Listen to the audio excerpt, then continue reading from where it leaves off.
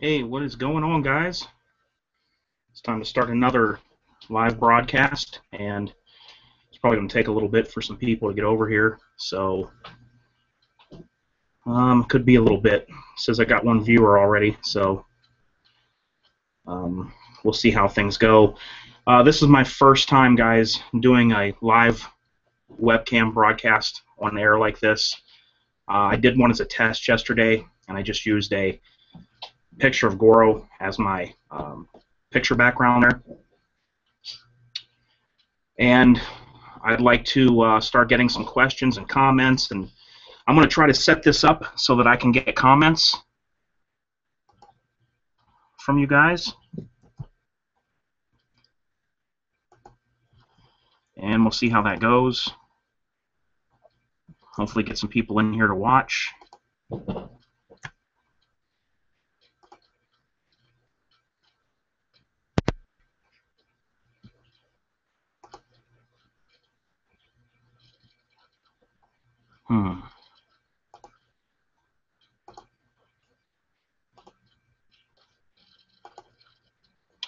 Yeah, okay. So I got 2 viewers so far, and I will invite people into the chat here.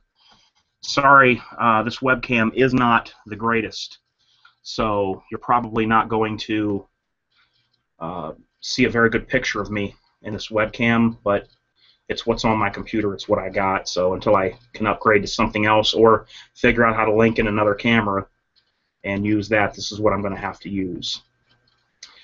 So I'll be glad to take questions or comments and answer them as I go, as I get them. So, got my Desert Eagle here. This is one of the original ones, the IWI, Israeli Weapons Industries. And it's not the newer one. It's made here in the U.S. And this thing has done me nothing but good. I have not had any problems with this gun at all out of the rounds that I've fired out of this thing. So this Desert Eagle has really been a good gun. And it's a pretty well used gun. The person that had it before me used it and shot it, and it must have been broken in really well or something, because I've never had any issue whatsoever with it. Some of you guys may remember my parody, my drive-by shooting video, where I was holding this out the window with my arm like this bent, and I fired all rounds with my arm bent like this, and the gun never failed to fire or to chamber a new round. So there it is. The Desert Eagle. The Deagle. I can't yet see comments on here, guys, and I don't know why. I'm going to try to get that. I'm going to try to fix that somehow so that I can see comments on here.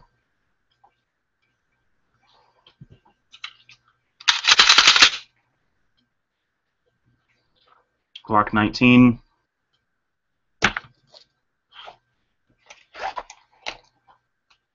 Glock 19. Yeah, baby.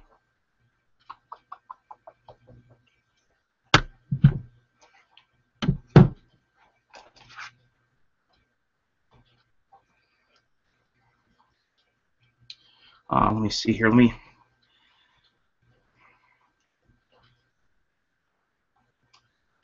get on my phone here and see if I've got any comments or questions. Go to my YouTube channel here. Hi, Jade. Okay. Yes, the first gun was a Desert Eagle. Bull Mastiff 115. What's up, man?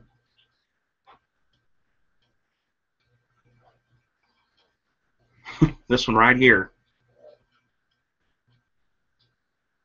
No mistake in that, huh? Woo-wee. That's something you never want to have. That's something you never want to see in real life, I should say.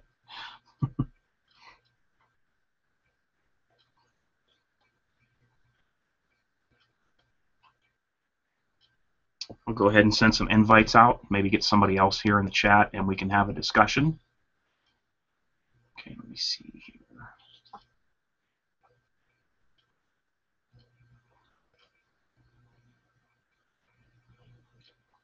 Oh, here we go.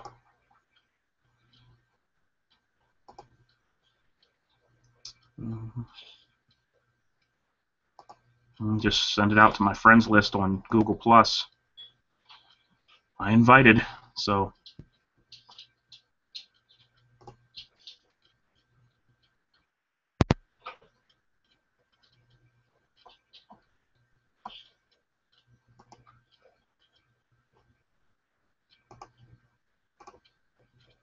How's everybody doing tonight? I hope everybody had a good Christmas, and hope you're ready for the new year.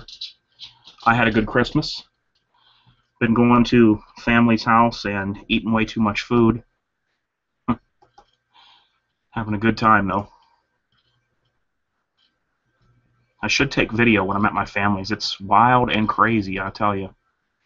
It ain't no joke.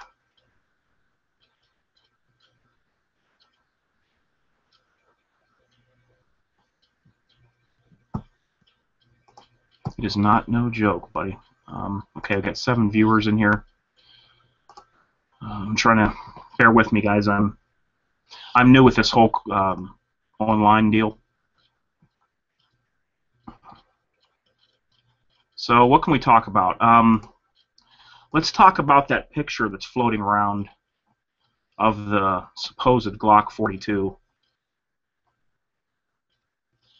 The picture that's out there, and it's showing it as a 380. Goro, stop. It's showing it as a 380. And I don't know. It's not something that piques my interest. The only thing I can think that Glock is trying to do with this would be to open up a new market to possibly to like female shooters or something. Because if that picture is real, that's leaked of the G42, I don't see how they couldn't have made that at 9mm, because it looks like it's pretty much the size that would be available, or size that would be adequate to shoot 9mm. The only thing I can think of is maybe they're trying to pursue the female market or something with a 380. I don't know.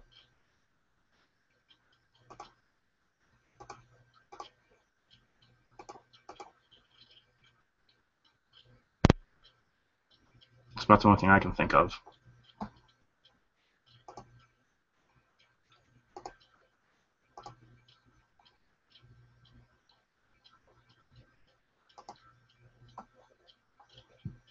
Okay, the only thing I'm having a problem with, guys, on this Google chat deal is I'm having to go to my phone to see your comments. I don't know how to see my comments on here unless you go into Google Plus and send them to me there. So I'll see if I've gotten anything new. Maybe I'll bring Jade up here in a little bit, let you guys see her. I have 15 viewers. And it doesn't matter to me how many people view. This is just something I kind of like to do. And hopefully maybe I'll get somebody, maybe 1 or 2 people, to come in here and chat back and forth with them. Okay.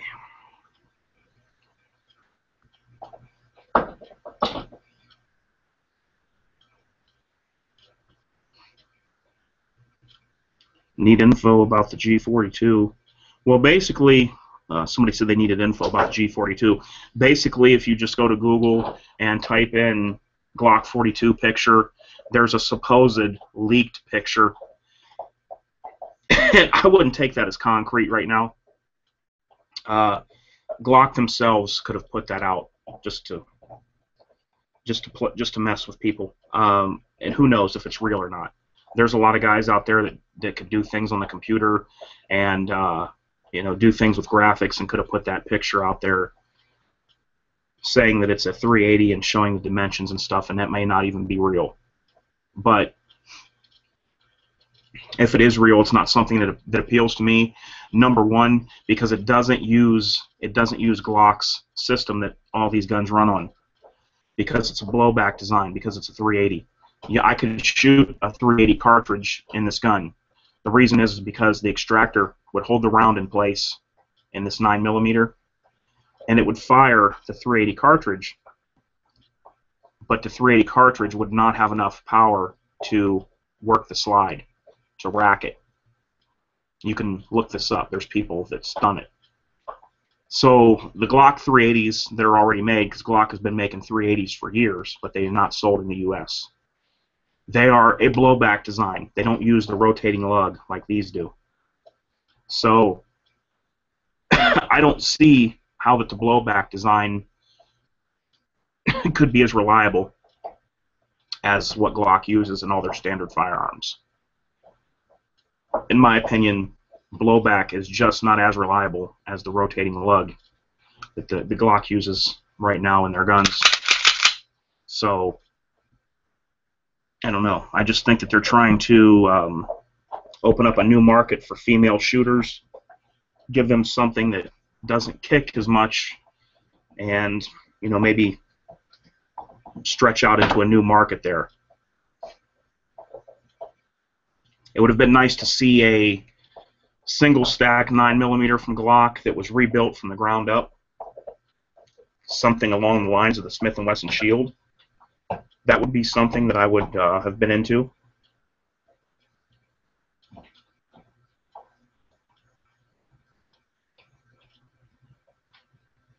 Gabe, what's up, man? Somebody said, am I going to have another New Year feast? Not for sure what you mean by that.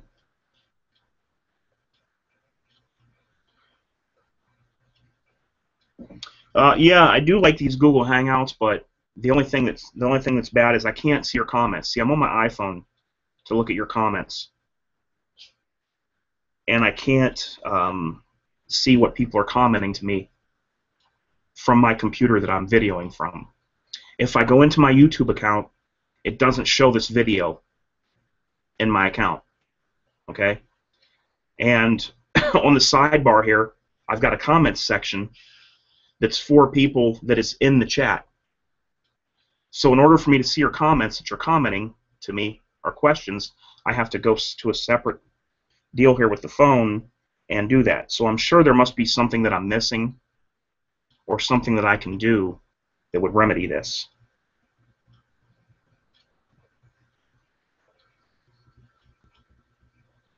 I'm just not for sure yet. It's kind of aggravating. If I had a way to see comments up on screen right now in real time, that would be awesome. Like I said, if anybody's got any questions, go ahead and post a comment below, and I'll see them shortly. I still got a cold, so excuse me. You have to bear with me because I'm trying to get over this cold and having a hard time getting over it.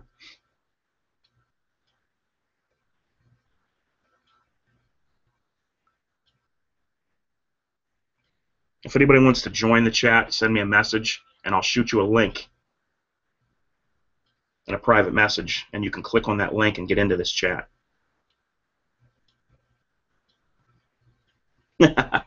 Somebody left a comment that said, "Come to California, we have single stack 9mm magazines."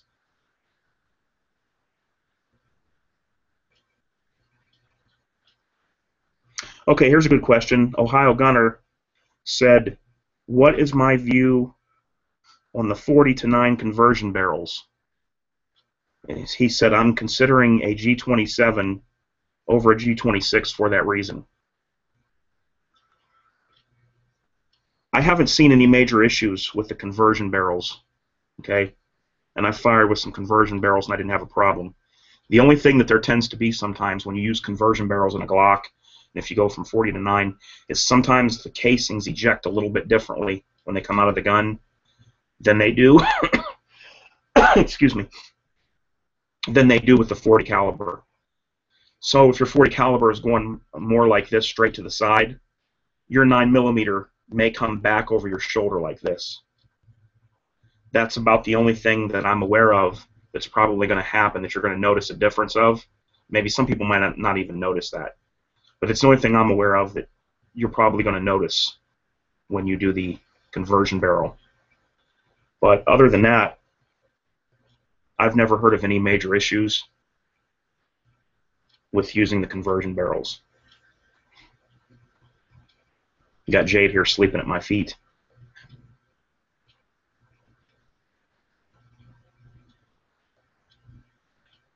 Somebody asked me, somebody from Australia said, what is your opinion on bolt actions? It is pretty much the only guns we can get in Australia. Well, you know what? Bolt actions are one of the most accurate firearms that you can get. Accuracy always depends on the shooter. You know, when all is said and done, the shooter has to do his part. But there are guns that are and can be more accurate than other guns. Why the bolt action is so accurate is because that bolt locks down, there's nothing moving, there's no action working. When that round is fired, nothing else moves. My flag moving over there kind of freaked me out for a second. When you use a bolt action and you lock that bolt forward, there's no moving parts at all when that round gets fired. So you might take a shooter with a semi-auto rifle, put that same shooter behind a bolt action, and you'll probably be more accurate with a bolt action. So yeah, I like them, like Remington 700, and you know, different ones like that. The 308, like the sniper type rifles, definitely bolt action if you're going to go like sniper type rifle.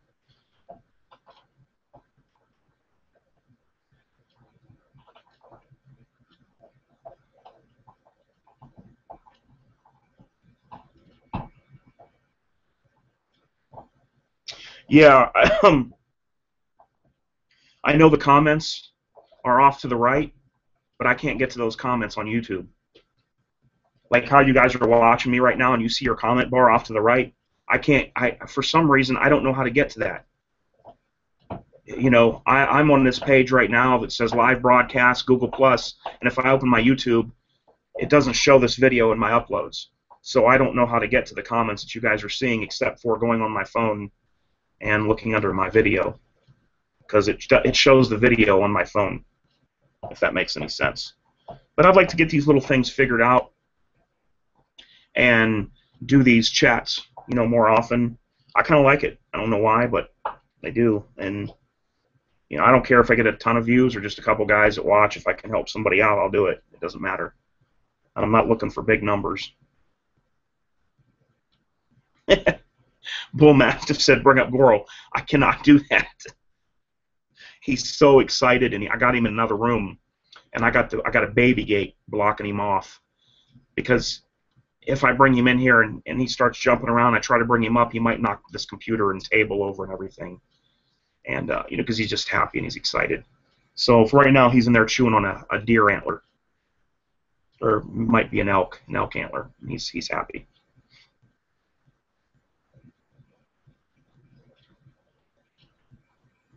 As far as weight, I don't know. I lost about 75 pounds. Somebody wanted to know.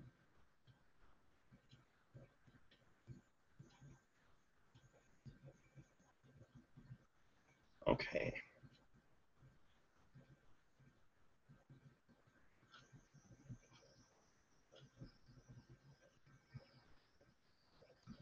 Okay, let's see here. Like I said, somebody, one of my viewers want to come into the chat.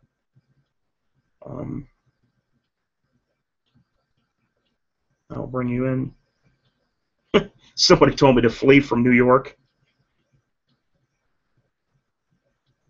Yeah, I'm in Ohio, just in case anyone didn't know. You know, I'm trying to keep it a secret. You know what I mean? People want to find you. Here's the thing, guys. When you go on the internet, if someone wants to find you, they can find you. Plain and simple. If somebody knows the right people, they can find you. You know, we've seen this with some of these other bigger YouTubers that wanted to keep their, you know, anonymity. I'm sorry, I can't speak right. They wanted to be anonymous on the internet. Good luck with that.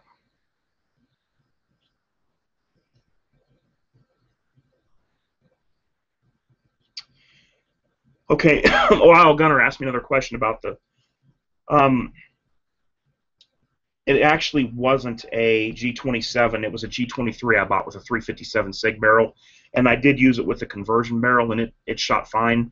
The only thing I didn't like is I think it was when you put in the 357 SIG conversion barrel, you can even use the same magazines as you do for the 40. I think the shots were like a foot low. I'm not mistaken, because the diameter of the barrel was different. Your shots were low, I think. They hit low with the 357 SIG barrel, but other than that, it's fired fine. Not an issue. Okay, Mike SRI 130 says, "Hey Paul, quick shout out from an avid fan from the UK, and it's 3:50 a.m. here." He said, "Maybe time for bed soon, but great vids and cracking channel." That's awesome, man. I love to hear when people from other countries are watching, because it's so amazing to me, technology, that you can just turn on a computer and you can see me, you know, live right now in a totally different part of the world. It's just something that's amazing to me, and I think it's really cool. You know, I hope the video's not lagging too much when I talk. It looks to me like it is, but I don't know. I really think that's cool, though, when I get messages from people in other countries. Just, you know, when I was young, like a kid and stuff, I never would think that there'd be anything possible like this. But technology's great, and unfortunately, with that technology comes those that would use it for evil, and that's when it's not so great. But you always are going to have the bad with the good, and it's just, you know, it's just part of it in the world we live in, unfortunately. There will always be those that will use it for evil, and there are those that do that quite often. Just looking over the Desert Eagle here. Give you guys another shot like this.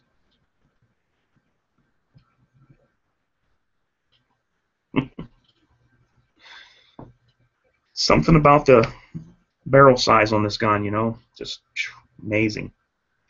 You know what, Jade's wanting to come up here? Come here, girl. Come here. Come on. She doesn't get to do this too often, so see if I can. Hey, Jade. Hang on a second.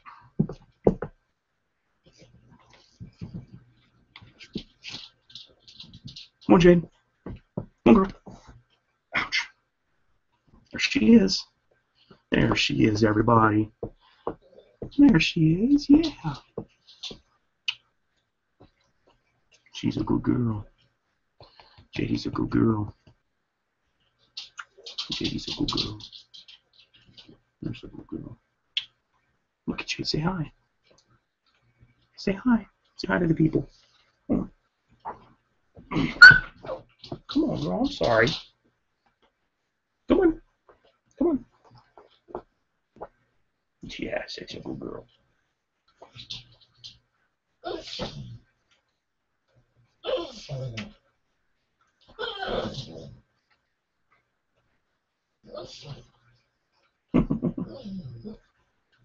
She's a good girl. It's okay, girl. Yeah, she's a good girl. Yes, her is. Her's a good girl. Come here. There we go. Good girl, JD. Good girl. Girl, stop. Good girl, JD. Yeah, that's a good girl. She's looking at herself. She sees herself on the computer screen. There's a good girl. There's a good girl. Yes, she is. Just gave her a bath about a week ago.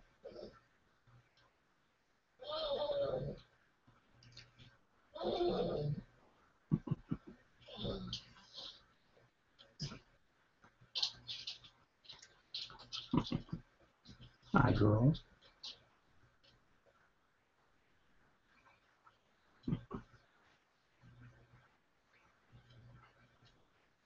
She loves this attention. I can tell you that. She loves the attention. Hey, girl. Oh, it's okay. It's okay. Stop, girl.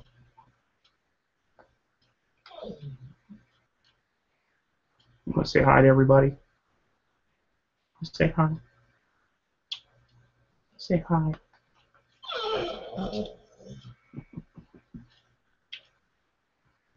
She doesn't like it. It's been real cold here. I let her outside, and she hurries up and runs and pees, and then comes back to the door and barks. Ain't that right, girl? She's so tender, so sensitive. She comes in from the cold. I have to take my hands and cup her ears like this because they're cold. Gora, quit! I have to cup her ears and warm her ears up. They're cold when she comes in. She's spoiled. She's a spoiled girl, that's for sure. Right.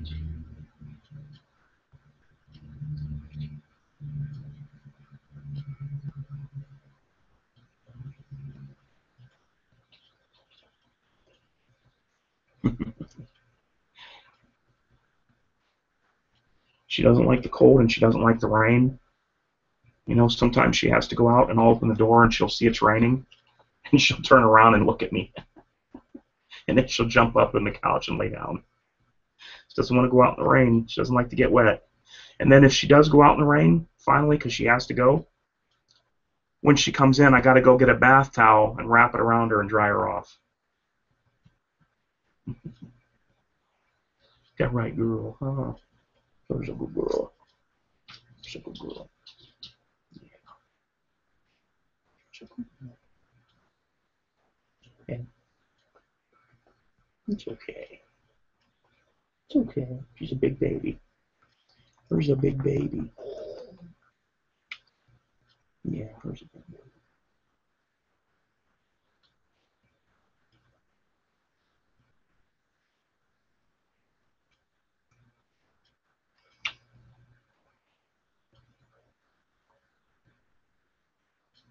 Gentle as a lamb.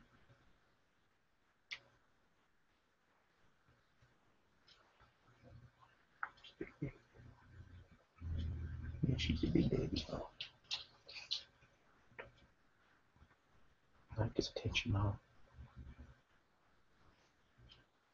See, the only thing that's bad is now that I've done this, every time I sit in this chair, she will come and whine and whine and whine to get up here. She'll think she can do this every time I sit in this chair. Katie.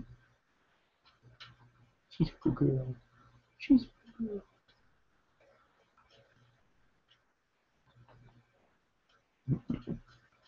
I know a lot of people like to see the dog, so I figured this was kind of cool, too. Goro doesn't like it very well, but he'd knock everything over if I let him in.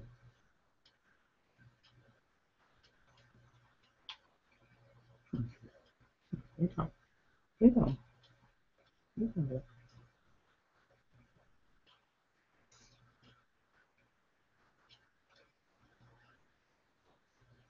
She's a good girl. Yeah. Good girl.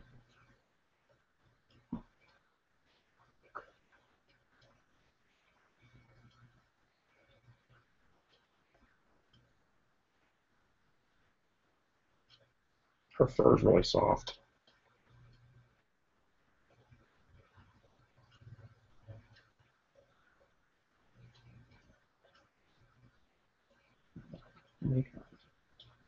Yeah.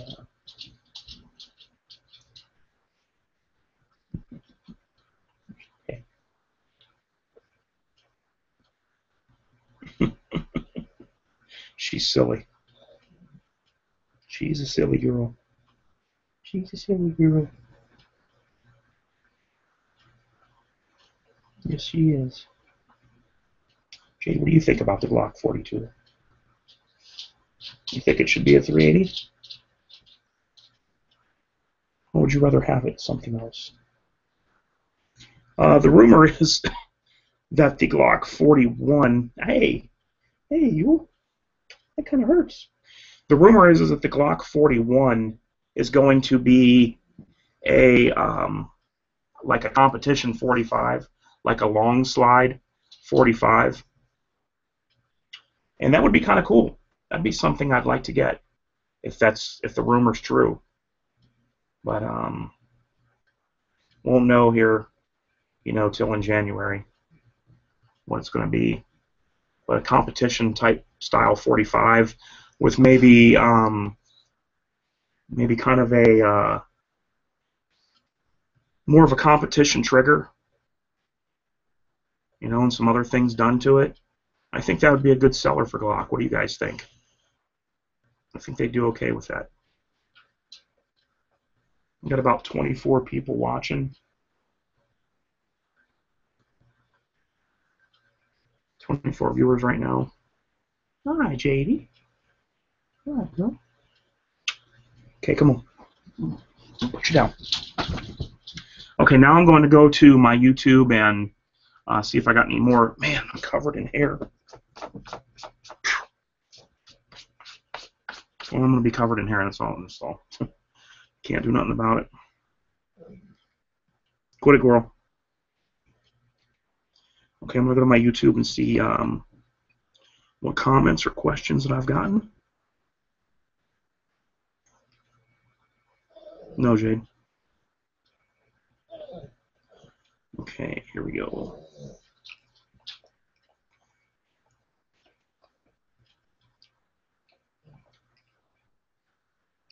Thanks, Oil the Gun.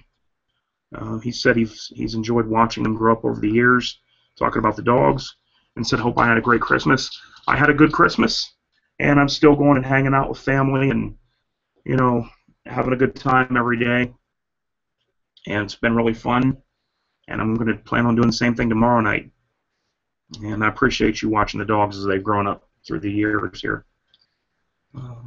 Somebody put that their dog hates the rain, too. Went out, came back in, and then peed on her bed.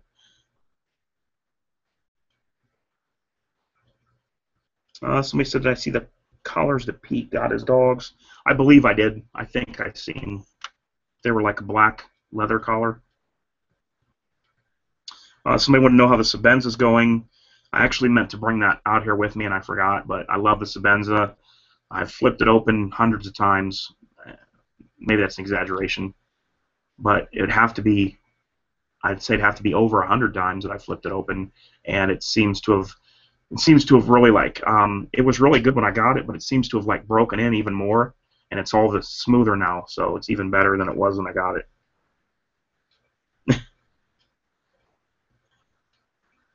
Freedom to put all puppy.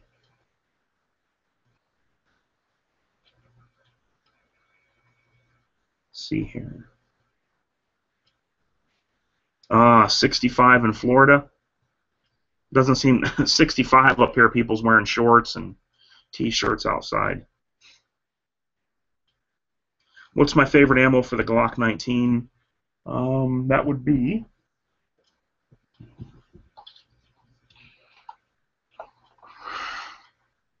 Critical Duty. I like the Critical Duty. Have I tested it? No. Do I think it lives up to its claims? I do believe so. I know people are going to comment in here, and they're going to say, well, did you see that the Military Arms channel did a video with this, and he shot through some barriers like the FBI's test, and that the round didn't perform as stated? Well, you have to keep in mind that Military Arms channel, he's an awesome channel, an awesome guy, and I have nothing but good things to say about him, and I am not critiquing him in any way. I don't have the right to critique that man. But the barriers he used were not solid. They were loose.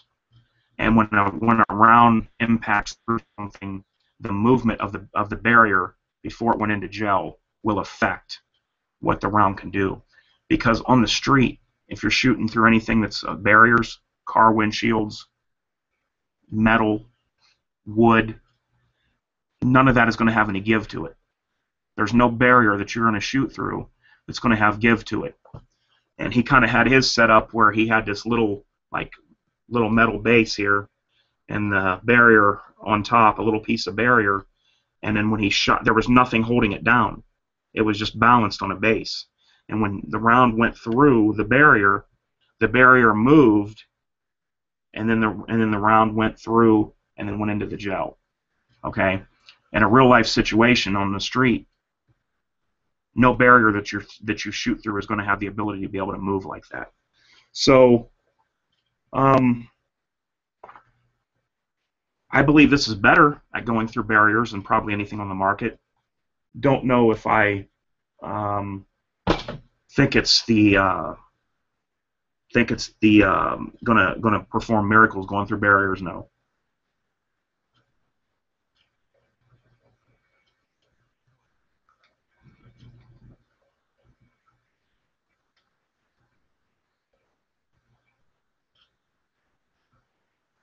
Okay, let's see. I'd like to invite a couple people in, get this chat going.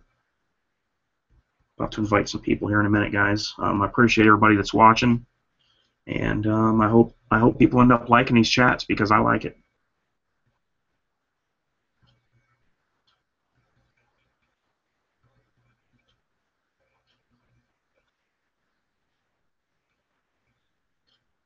It says somebody asked me, Luke the Kane fan, do you keep the dogs apart or together all the time? The dogs can be together at any given time.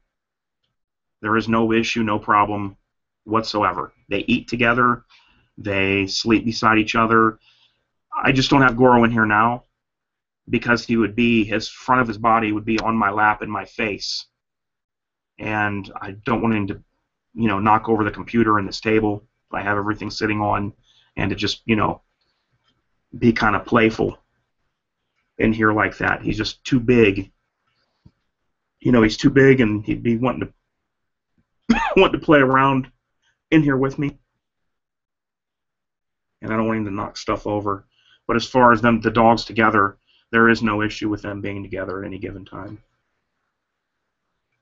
Okay, let me see if I can invite somebody. Go ahead and invite somebody over. And let's invite David Stardy.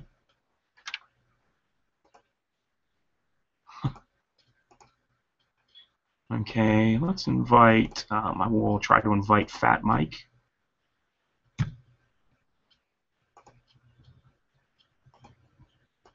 He was on with me last night, but I didn't have video going.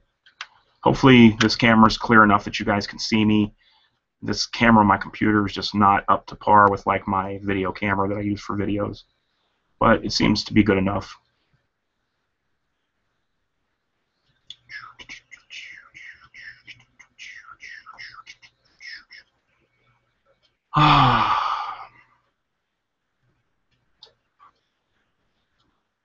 Let's see here. Who else can I invite?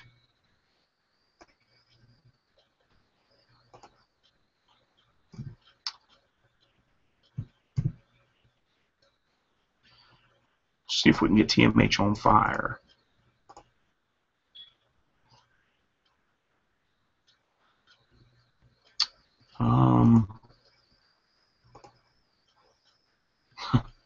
Let's invite James Yeager.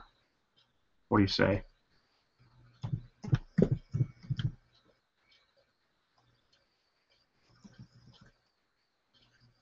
Okay. Okay. Man, there's like 50 James Yeagers on here. People's got so many troll accounts of James Yeager. Unreal. So many troll accounts of James Yeager.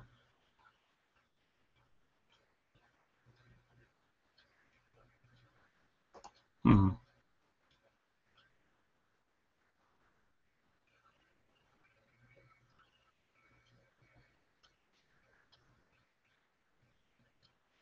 Some different things I can do to the camera here.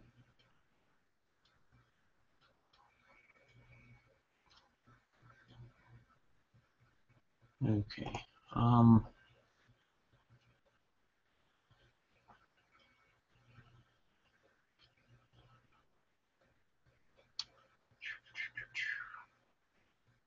Screen share. I'm not sure what that means. Settings.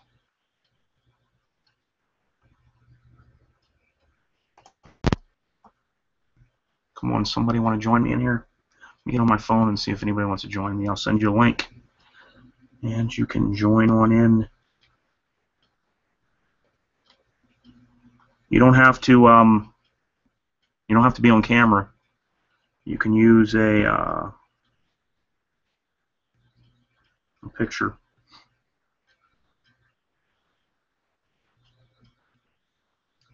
Comments. Nice username. Somebody by the name of Poop Orange.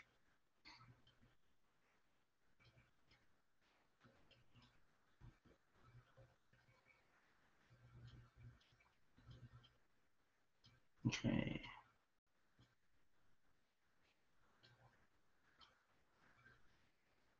Yeah, gun bans don't work. Somebody's talking about in here. You know, people just don't understand. You know, I seen this thing on the anniversary of the Sandy Hook school shooting, and what I was, excuse me, I was reading this blog, and it said something like, you know, from this news blog, and it said, "Can you believe that 1 year later, and we still have not tightened up gun laws and changed gun laws in this country?" And the thing is they're always looking at the wrong thing. Blaming guns, blaming guns solves nothing. Number one, those were all legally purchased firearms, and he stole them. Whether he had access to them or not, he stole them. Okay? They were legally purchased, and the state he was in already had stricter gun laws than most of the U.S. So I guess the question that begs to be answered is, how many more gun laws uh, would have stopped him from doing what he did? You know,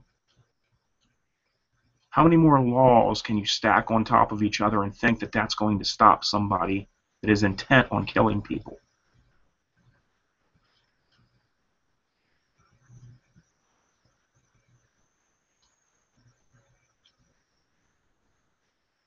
You know, so this it's getting so old anymore. You know, it's just getting so old. The liberals want nothing more than to use every tragedy and blame the guns. You know, you're supposed to look at this and you're supposed to think um, all the bad thoughts about the person that murdered children or that killed people, and you're supposed to put it all into this. And it's getting real old real quick. And the anti-gunners are losing the fight.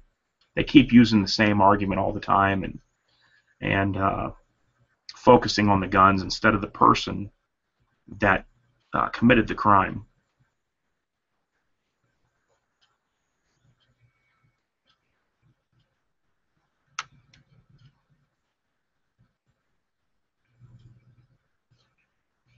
You know, those guns were legally purchased, and they were legally owned by the owner, and he took them.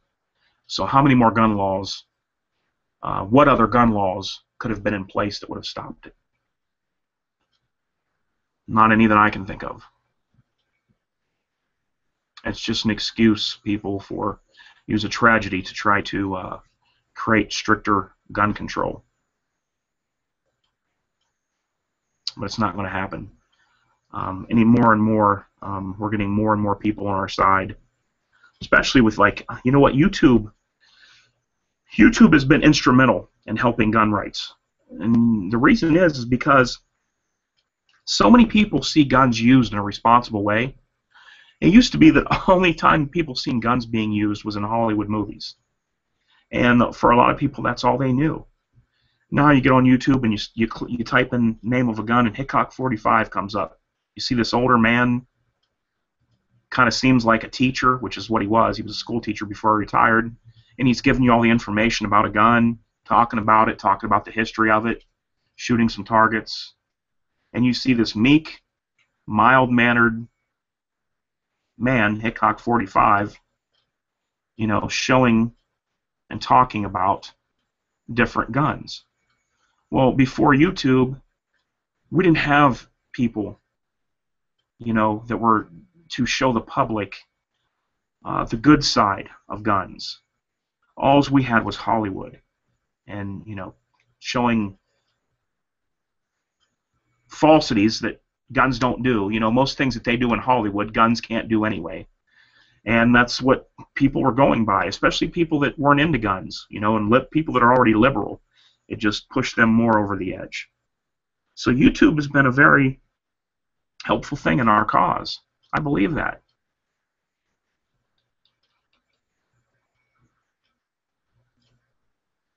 We have the ability to get the word out to a lot of people and to a lot of voters, and to try to help, try to help people and get some of these laws changed around. And YouTube has been great for that. Okay, let me see if I got any more comments or anything, and because so far I don't have anybody to join up. You'd think I have 33,000 subscribers. You'd think somebody'd want to come into a chat.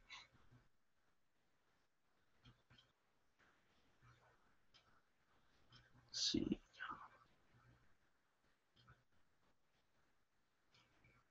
No, nothing yet. Okay, let's talk about, I don't know if this camera will show it right. Let's talk about the different Glock finishes, because some people don't know it or realize it, but there is different models or different years where Glocks used a little bit different finish on the gun. Now, they were all before, not now, but they were Tenifer. But the Tenifer is not the black coating. People mistakenly think that the black coating on this gun is Tenifer. That's not Tenifer. Tenifer is a treatment that's put on the bare metal of the slide before this black oxide coating is put on. The Tenifer goes, kind of absorbs into the metal to keep it from rusting, and things like that. But the black finish that they put on the gun, this is kind of what they call the battleship gray. It's more of a, I love this finish the best. This is a matte, flat, almost with a hint of gray in it. It's smooth. There's no dimples. There's no orange peel texture. And it's more of like almost like a grayish cast. Now, here is the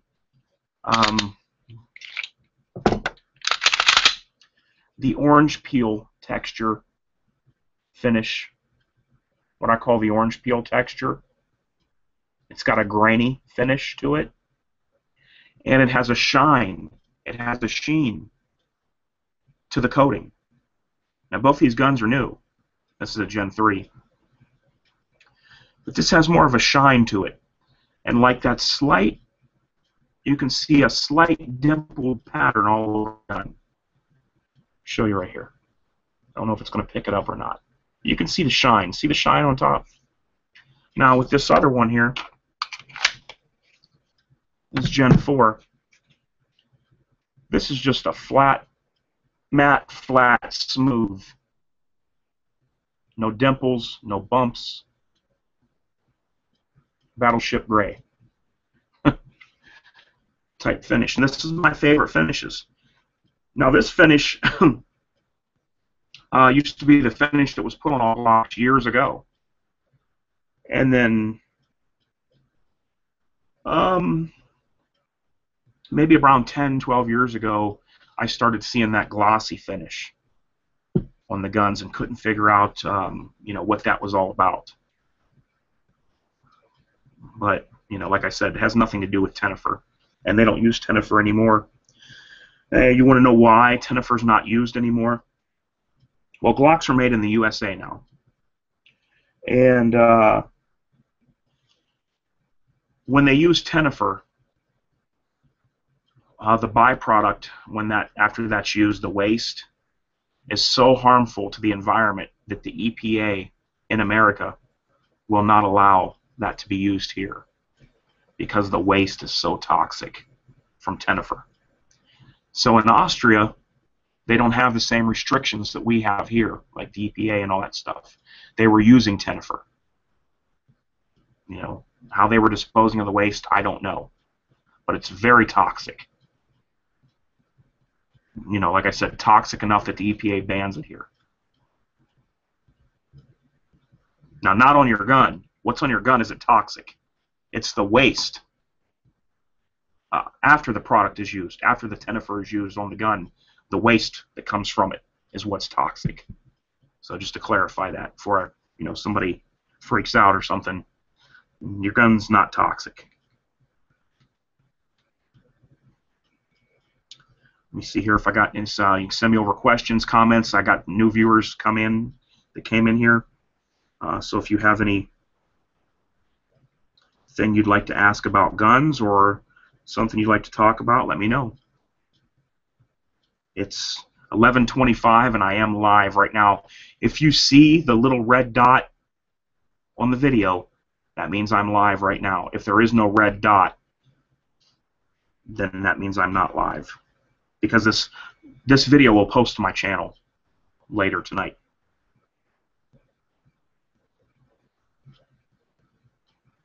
Okay, let me see here. Okay, here's somebody talking about what Poop Orange is talking about, the Australian gun rights.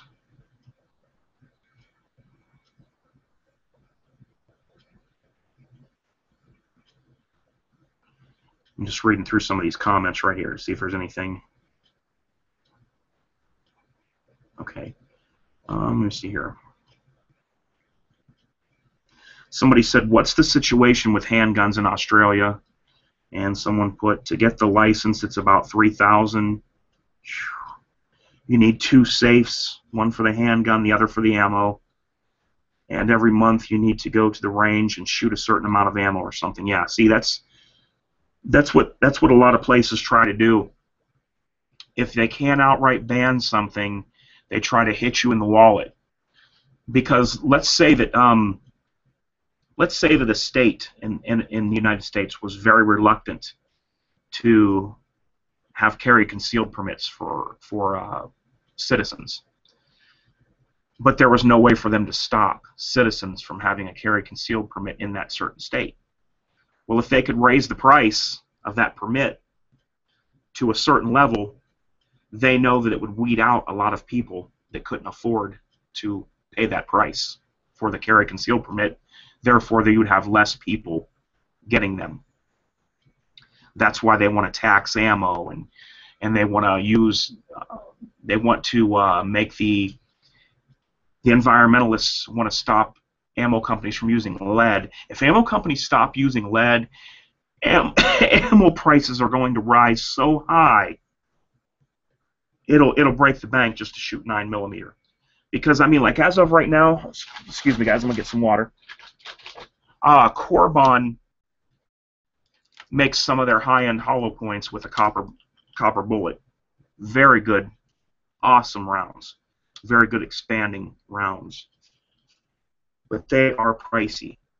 You know, a box of 20 can run you $40, anywhere in that neighborhood. You know, for like 9mm. So if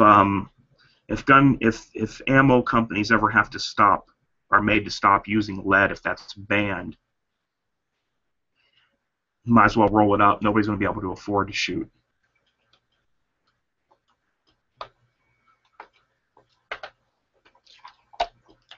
Excuse me, guys. I don't like to drink on camera, but I kind of have to. I've got this cold, and helps me when I drink something.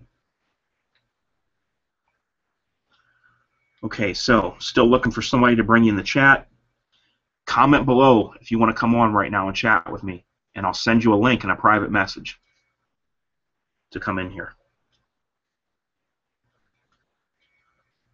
If you don't want to, that's fine. I'll just talk. But if you really want to talk about guns or something, and you have some valid stuff you'd like to talk about, we can do that.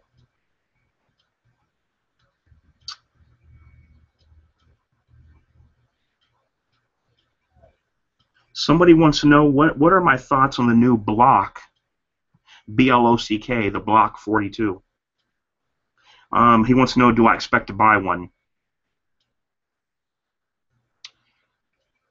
No. No. If I want a 380, now look, I'm not going to down the caliber or say that it's junk or it's trash or you can't use it to save your life. There's a video of an older man in Florida that two guys went into an establishment to rob the establishment, and this older man pulls out a 380. You can watch the video, and he keeps shooting until the threat is gone, and he shoots basically, and they keep moving until they're out the door. I have nothing against a 380. If someone says, well, that's all I'm able to carry, or all I want to carry, I don't want to have too much weight on me, well, it's better than nothing. But if I'm going to get a 380, I'm going to go with like Kel-Tec P3AT or a Ruger, the Ruger LCP 380. There's no way that if the Glock 42 that's the supposed leaked picture, if that's real, there's no way that gun is smaller than the Kel-Tec or the Ruger 380. So why would I want a bigger gun that shoots a lesser caliber than a 9mm? I have no interest in it whatsoever. And if Glock does this, all I can say is, as with anything, you have the heads of the company that probably aren't what you would call gun guys. Yeah, it's their life, it's their job.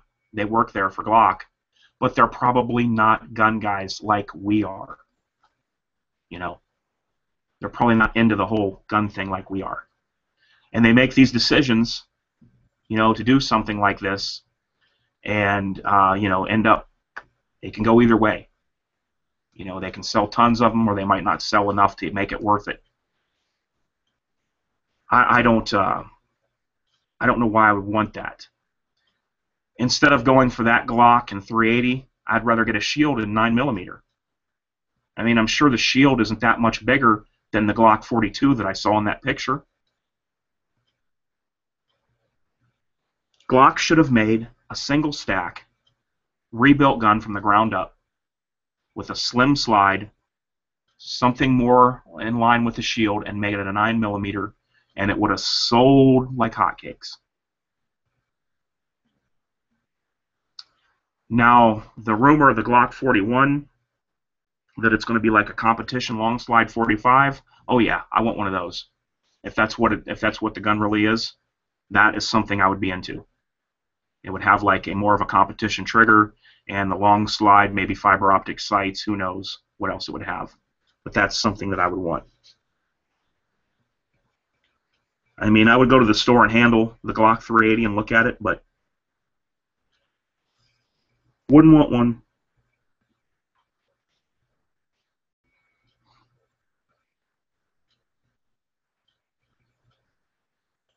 So I don't know. You guys can let me know in the comments or not what you think about that.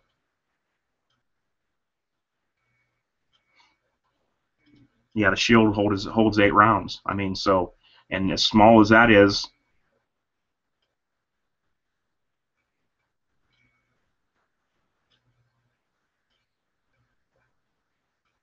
okay, somebody wanted to know, is it bad to keep a magazine fully loaded, or does it wear it down?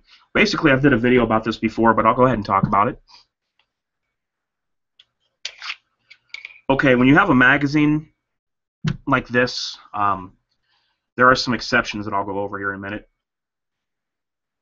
This magazine can be stored fully loaded, and it's not going to hurt anything. You could store this for years.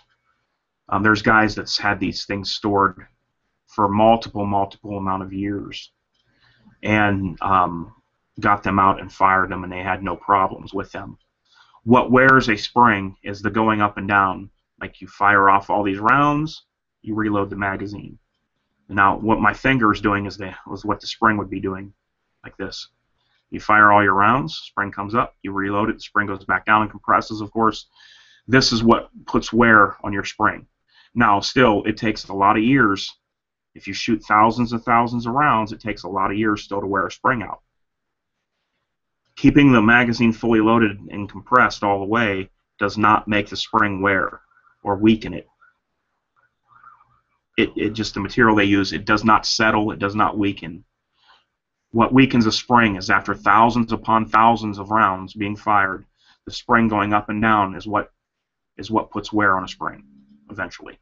Now, when you get up into magazines like AR or AK style magazines that are 40 rounds, that are really extended, and the longer the spring is, when you have a really long spring and it starts to be like beyond normal, that is, I've seen cases where those have been loaded with the spring compressed, and the spring fails. But what happens is the spring didn't like totally fail. What happens is like the first 30 rounds will fire of the 40 round magazine. Then when it gets to the last 10, there's not enough power to reliably feed the last 10. So even in that case, if you had 40 rounders, let's say 40 rounders for your Mini 14, and you had them fully loaded for years, even if the spring was worn out, it would still shoot at least 25, 30 rounds off the top before the spring wouldn't have enough pressure. As it's going up, the last 10 might not fire. But as far as Glocks and all your standard handguns, Magpul 30-round P-mags, your standard 30-round AK mags, you can leave all those magazines loaded indefinitely.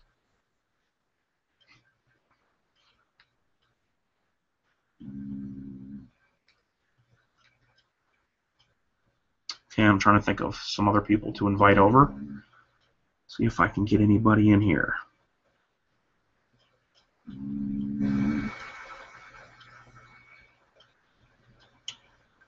Okie dokies.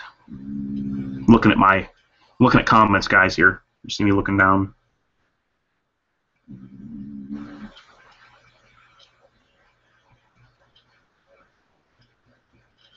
Somebody said he has an LC9 and it's been a great gun. Yeah, I've heard good things about the LC9.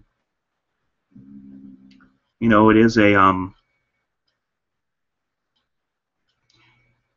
the triggers on those are a double action, and you can master that trigger, just by training. Some people think it's because it's a little heavier than like a striker fired, but with enough training, you can master that trigger and be a very good shot with that gun.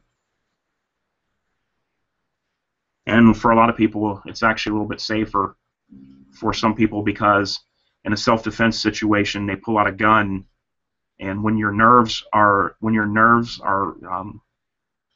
going crazy and your adrenaline's flowing, sometimes your hands will feel like they're numb, like they've been in ice, or the circulation's been cut off. So you grab that LC9. It's got a little bit further trigger pull. Actually, ends up being a little bit safer for you in a self-defense situation. I mean, and I'm not saying that for everybody, guys. I'm just saying for the common citizen out there.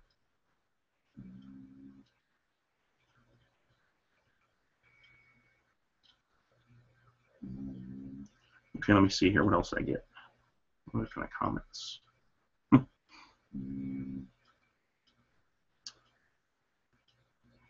Use my YouTube channel to start a movement to lift the 1986 full auto bans and the Nazi copied gun control of 1968 in the NFA. Yeah, that, you know what? That would be awesome, though. Seriously,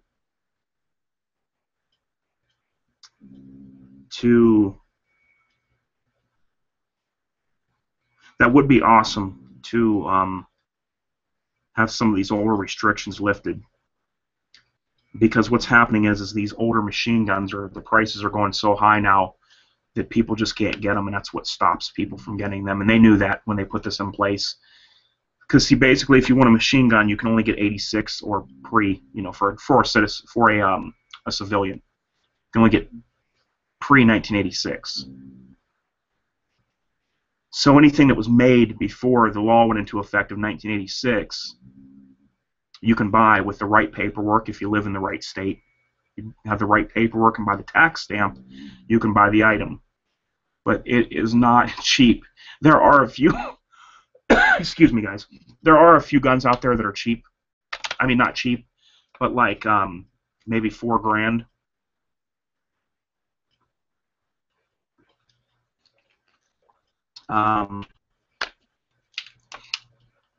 Like an Uzi copy type gun, but like some AR models that are full auto, you're looking at 18 to 20 grand, 18 to 20K for that.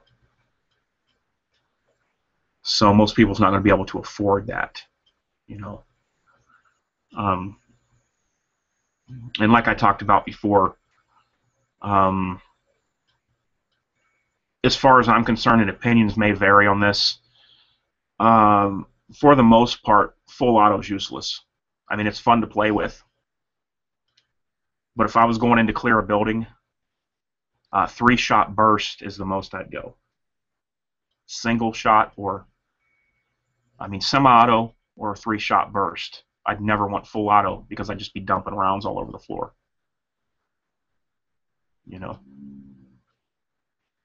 If there was an active shooter threat and I was going to engage an active shooter, I would rather him have full auto, a full auto AR-15 than a semi-auto, because he'd be wasting most of his ammo, and when he went to reload or whatever,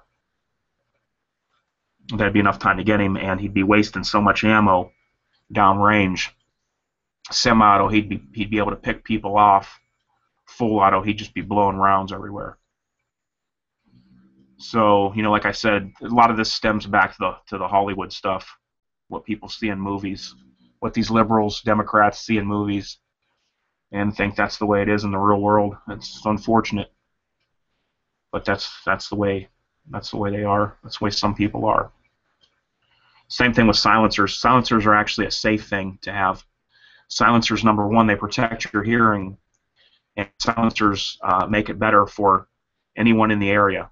Like if you have a gun range at the back of your house, like Hickok 45, and you have neighbors up this way, you're shooting this way. You have neighbors back this way or back over this way. If you can shoot with a suppressor, it's going to make it better for your neighbors, and it's going to help more protect your hearing. Or if you're hunting, you won't scare off all the other game and make this big echo if you shoot a round off and ruin it for all the other hunters. But the reason that silencers are such a restricted item is because of Hollywood and what people see in movies. Because they're never quiet like you see in the movies. There's still a crack, and depending on what caliber you use as well. But silencers are way more. It's kind of funny to me. Most states, a lot of the states, you can go buy a gun from somebody private transfer. You just cash and carry. That's all you do is just cash and carry. I mean, here in Ohio, you just go to somebody, and if they're selling a gun, you just meet them somewhere and you look at the gun. If you like it, as long as you both are from Ohio, that's the only thing you need to know. Are both of you from Ohio? Are both of you an Ohio resident? If the answer to that is yes, you're free and clear to sell a gun.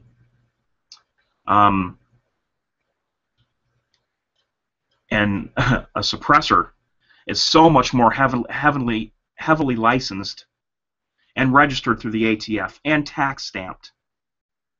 Think about that. How much harder it is to get a suppressor than to get a gun.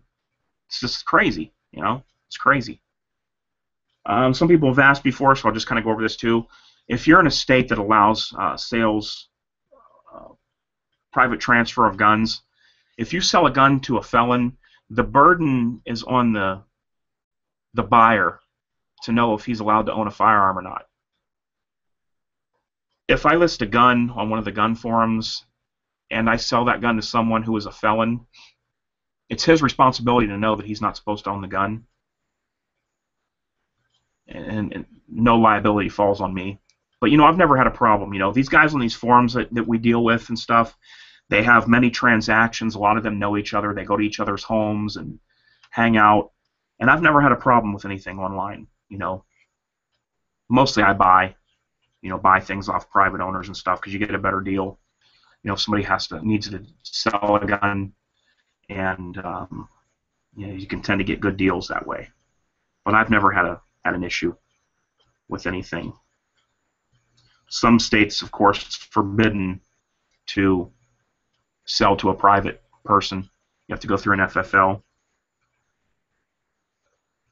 And just think about it, you know, if it wasn't like that, if you wanted to hand your guns down to your kids when they grow up or you pass away, they'd have to go get them, you know, they'd have to go to an FFL and go through all this stuff. And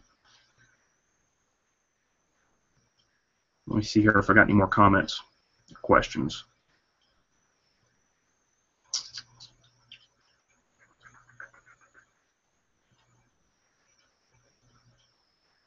Okay.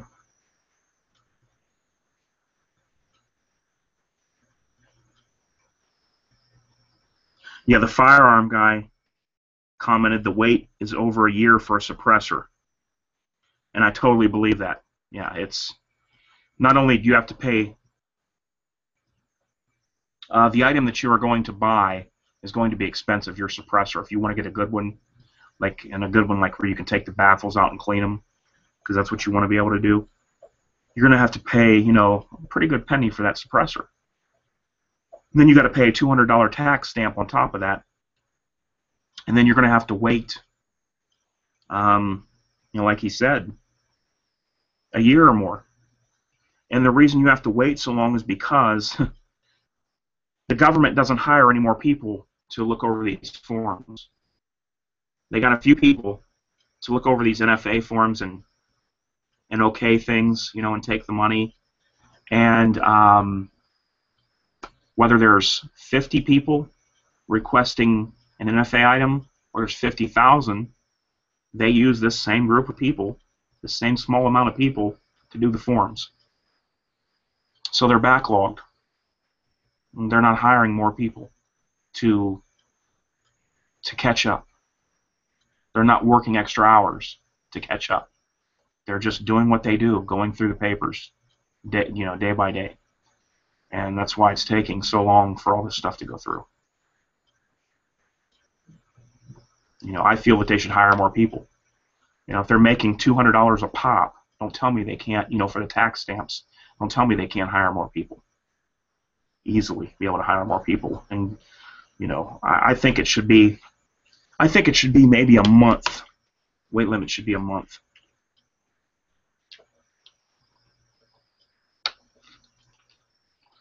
Shouldn't have to be any longer than that.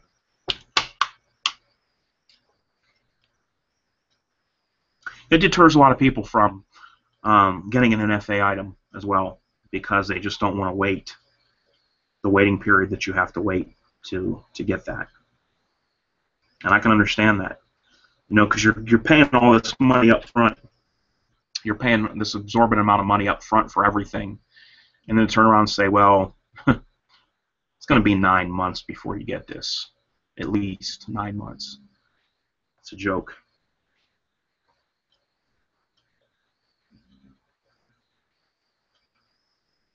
The firearm guy just told me that they cashed the $200 check within a week for the tax stamp, but they take over a year though to, you know, go over your paperwork and okay it.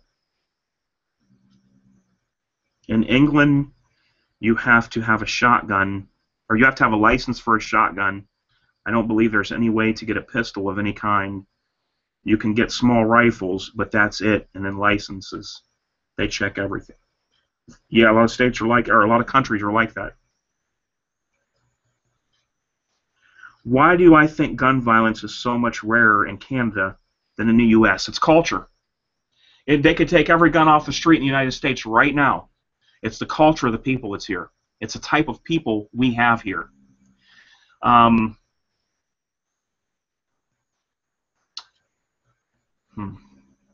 There's roads I can't go down here.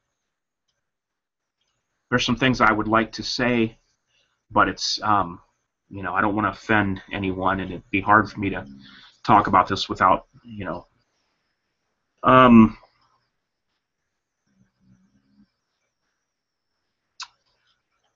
there are certain types of people here.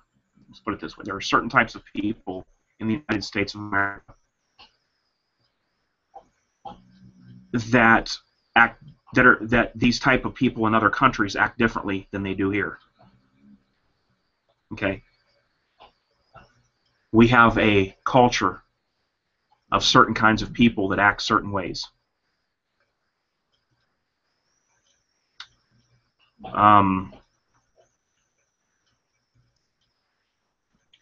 It would not matter if there was no guns on the streets at all.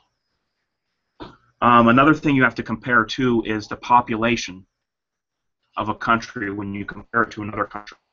You can't say England had this and that amount of murders and then say the United States is this much bigger of population, but it had this much higher number of murders. That's just a dumb example. You have to do the math and make it even for the population of the two countries that you're comparing, or it's not fair. See what I'm saying? It's like the man, was it in China or Japan, that went in and stabbed 20-some school children. That guy couldn't get a gun in China. It'd be easier for you to try to go out and buy a lion in the United States than it would be for that guy in China to get a hold of a handgun. And he went in, and I believe he stabbed or wounded 20-some children. So you see, it's culture. It's the way some people act. It's drugs. Drugs is a big problem in the United States. People that are addicted to drugs and they need to get money to support their habit, and they end up committing crimes to further support their habit. They can't hold a job because they're addicted to drugs, and they can't work while they're high, and they can't pass a drug test. So this just creates a big chain of violence. Drugs is a big problem in the U.S., and the war on drugs was the so-called war on drugs that was started back in the 80s. It's been lost years ago, and it's still lost to this day in this country. It's too big. It's too much of a big business here. Drugs is too much of a big business. There's too much money involved. It won't go away.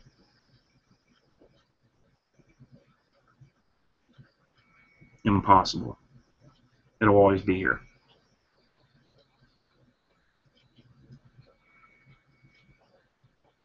Yeah, somebody just put, about a lot of the killings in the U.S. drug related. Yeah, it's true. And like I said, a lot of times people do things when they're high that they normally wouldn't do. Like somebody that's high on drugs, you might see somebody that goes in and robs a store, and you say, man, that guy only got $100 out of the cash register. So why did he shoot two people? Why did he shoot and kill two people? What was the purpose? Because a lot of times these people do this when they're high. And while they're still responsible totally for that crime, they're not in the right capacity of their mind when they go in to do the crime. And even if it's only $100 or whatever, or they kill the people, they're not in the right capacity of their own mind. And like I said, they are still 100% responsible though for that crime.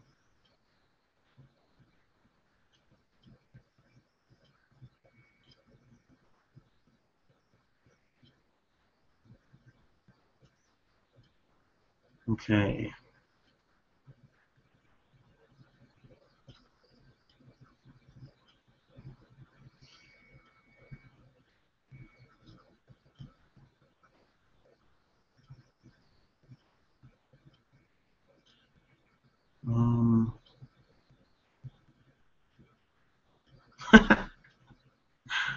Somebody put as a comment, in the UK they're going to ban sharp objects and wrap everyone in bubble wrap. I like that. Yeah, this is what I'm talking about. Somebody commented on here. I don't, you know, I'm just taking his word for it. But U.S. is 300 million population, and Canada is 35 million. So if you want to compare numbers, and I've got nothing against Canada or any other country. I have some good friends from Canada. But if you want to be fair and to do this right, you have to do the math. You can't just compare the crime of 300 million and compare it to 35 million.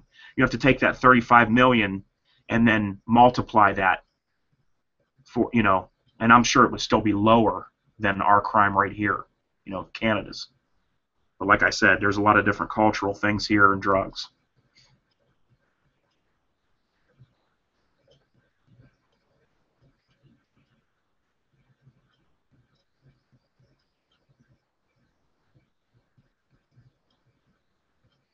Yeah, I believe that. Somebody put in here because Canadians are nice people. You know, I know a few on here, and they're pretty nice people. I haven't been there myself personally though. Okay, so far that's about it of the comments. Somebody put in kids are getting in gangs, and what do you do? So what do you do about that? Well, you know, there's so much to go into when it comes to that. You know, there's so many avenues to go down. The number one avenue is and I know, guys, I know, you know, it can be tough to say some of these things on video because different people have different situations. But one of the number one causes and things that's wrong in this country is kids that are being raised by just a mother and not having a father in the home. I'm sorry, but that's just the way it is. You know, if you're somebody out there and you know you had circumstances happen to you that were beyond your control and you divorced your wife and you have kids, you know, I understand where you're coming from. But the fact of the matter is that that's one of the biggest problems there is. Usually, there should be a mother and a father in the household, and it just isn't that way anymore. That's why these kids are growing up and they're taking to gangs and everything else a lot more, you know, and doing that type of thing. They don't have a father, they don't have a dad around, you know, and that's what they do is what they see on the street. That's what they want to do, you know, and get into all the wrong stuff and not meant to be that way. You know, I understand that there's sometimes circumstances happen that you can't control, but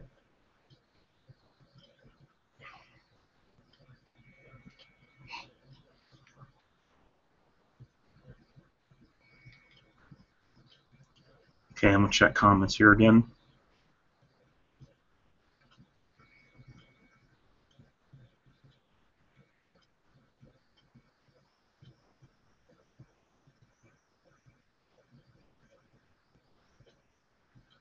$67D Steve says he's in Canada. What's up, buddy? Good to hear from you.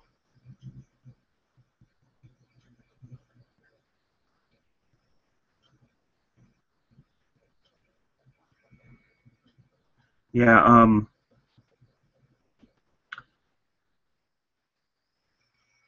people are talking about, you know, like crime rates and yeah, this is, you know, and I've talked about this before, and a lot of gun guys on these channels have talked about this. Um, if you look where any place where the highest crime rate is in the United States, is also the strictest gun control across the board. There is no single city or state that you can show me that crime is out of control and at one of the highest levels and say that the gun laws are loose there. It's impossible. There is none. Anywhere in the United States, you look up the top 10 cities in the United States, the top 10 cities that has the highest crime, and I guarantee you that in every one of those cities is some of the strictest gun laws, or more strict than the rest of the country. Now, why is that? Now, I have a theory on this, and I'll tell you guys about this. I've been meaning to talk about this for a while, and I hadn't done it. This is concerning Chicago, Illinois. Okay, Chicago, Illinois is the, I think it was like the police chief or whatever came out and made a statement about concealed carry permits, and he said something about my officers, he doesn't want it. The police chief does not want concealed carry in Chicago, Illinois. And I'm going to get into my theory as to why he doesn't want it. Chicago, Illinois, the police chief came out and said, my officers will shoot anybody with a gun because that's what they're trained to do. And that is total malarkey. I don't care who you are in the United States, law enforcement, government, military, you are not trained to just see a gun and just open fire upon somebody. That's not the way it works. That is not the way it works. You can see guns all day. You can be up in with somebody that's in a gang and they may have a gun in their waistband. You don't just fire on that person. But this police chief from Chicago said, our officers are trained like that. We will, we'll fire on people if we see a gun. Total malarkey. This is my theory. Quit it, girl. There is so much corruption in Chicago, Illinois. It goes all the way back to the days of Al Capone. Now, even back in the days of Al Capone, you have all this money, all this illegal money and alcohol going through the streets. Somebody in law enforcement is getting their pockets lined. A corrupt police system is a system that does not want citizens to be armed. Okay? If you are corrupt, you do not want law-abiding citizens to be armed. Okay? If you're in somebody's pocket and you make $50,000 a year at your law enforcement job, and you're making quadruple that a year and taking payoffs, you don't want anything to hurt that, because what happens is these bad apples, not all of them in Chicago, I'm saying, are corrupt. These bad apples that start taking payoffs and bribes and taking money from the street, because all that money going on in the street, don't think that somebody with a badge isn't getting in on some of that pie, because they are. But not all are corrupt. What happens is these people that start taking this money from the street and taking payoffs, is they start to raise their means of living with this money to where now they have to have it. They depend on this extra money. It might not be that way at first. Pretty soon their cars start getting fancier. Their way of living gets fancier. They're buying their wife fancier gifts. And the corruption just starts to breed and breed. And, but I believe that police chief in Chicago, Illinois is totally and absolutely corrupt. That is the only reason that he would not want law-abiding citizens to be armed and have carry concealed permits, is because of corruption. That's the only thing I can think of. And that makes total sense to me. But going back all the way to the days of Al Capone, there have been men in badges getting paid off. But, down the line, in any of the highest crime cities in the U.S. also have the strictest gun laws for law-abiding citizens. Strictest gun laws for law-abiding citizens. You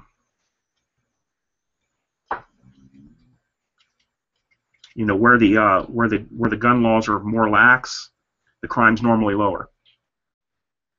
So that tells you something. Okay, let me check some comments here and see what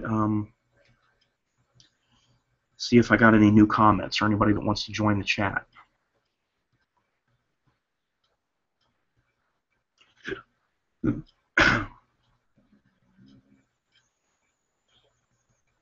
Comments. You never see a shooting at an NRA meeting or a gun show. Yeah, that's true.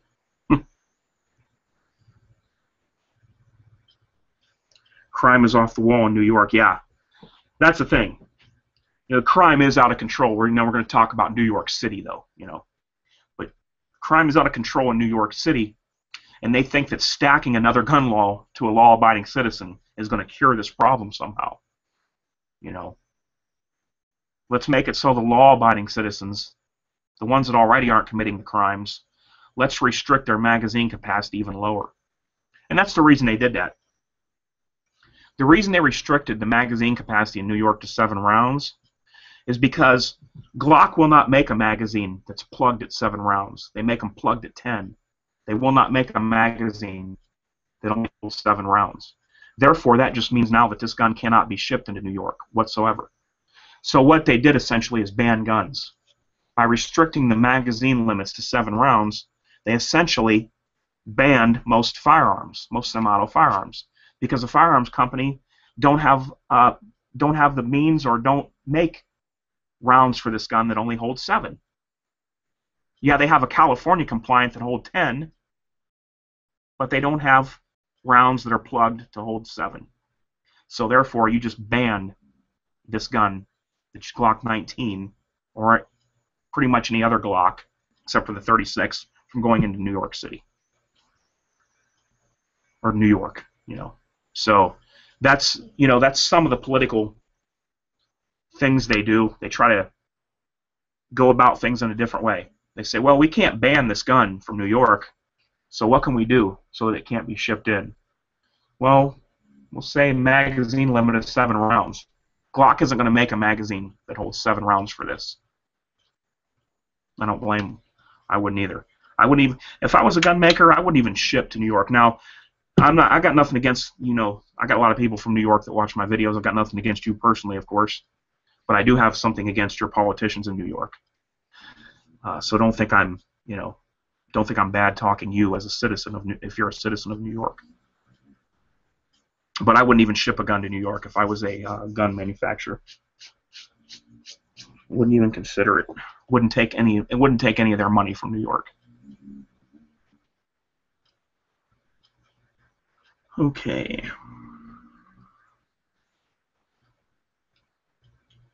Let's see here. I wish I could get somebody in on this chat. Someone, anyone want to join the chat?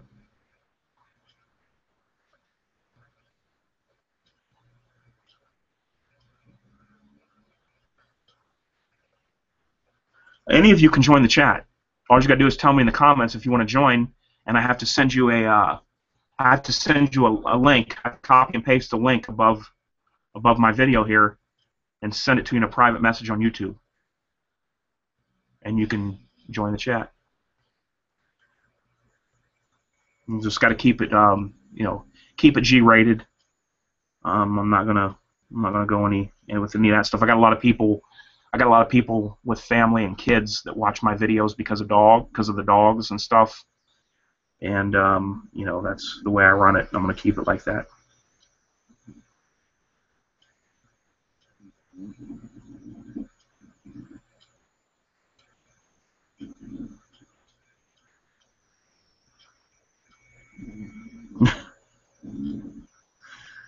Ben Cannon is back. What is up, buddy?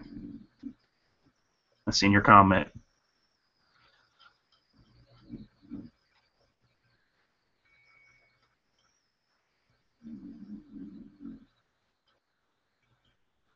Okay, so I'm going to check here again, see if there's anybody that wants to join in. You know, if not, no big deal. But if you... Okay, Luke, the Kane fan. Okay, let me look you up here, and I will try to get you this link. And we'll just talk guns and stuff, okay? We'll, you know, whatever. Hang on one second.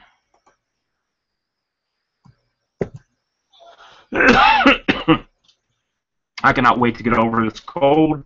It's terrible, and if you guys don't have it, try to stay away from it. Goro, quit. You need to hope and pray that you don't get this cold because it's not good.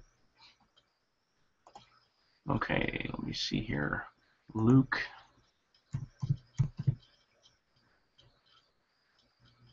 Okay, I found you pretty easily. I'm going to go over to your YouTube.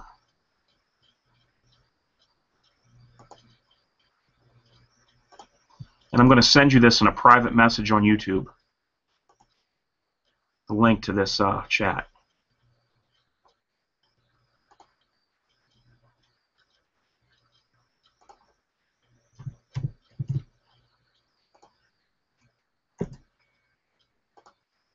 Okay, there you go, sending over now.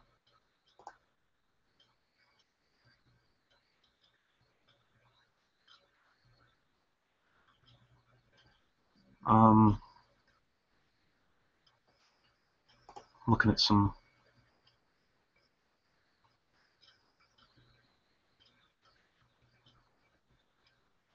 at some comments or some messages I got.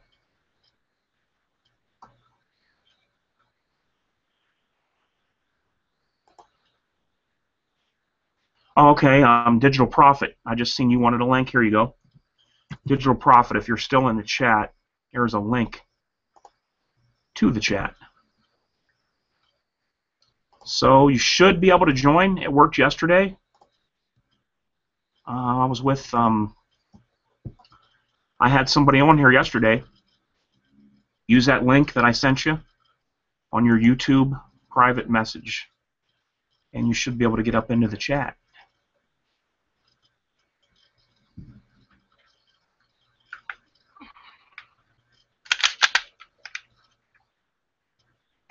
The Deagle. The Deagle.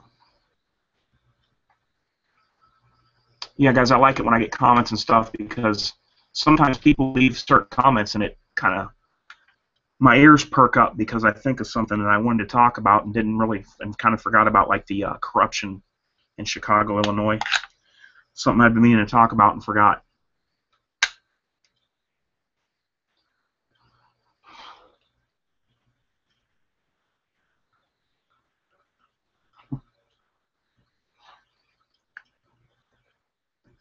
Not trying to offend anyone there, just wanted to kind of, I like it. I like the view of that, how it looks looking down the barrel of that gun.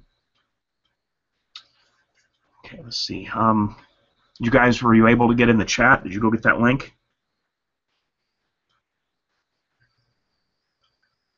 Because I don't see anybody in here. The guy I sent one to yesterday that got on, he just kind of popped in.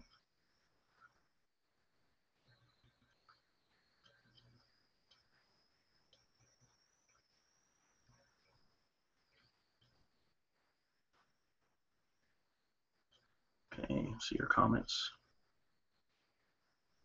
Okay, the firearm guy, you want to join? I will send you a link. Okay.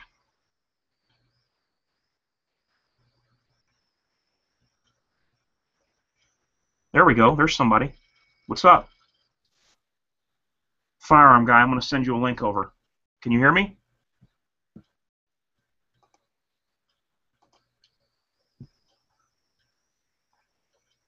I can't hear you. Is your mic on?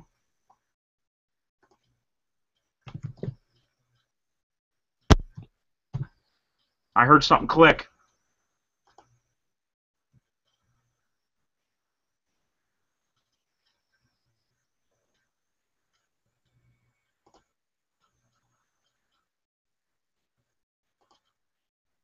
But I can't hear you.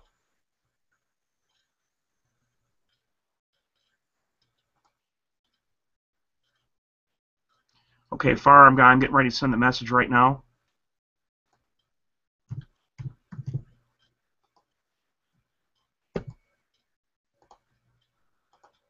There you go, buddy.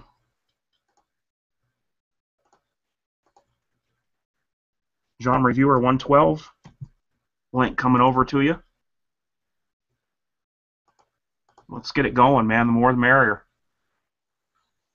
There you go, guys.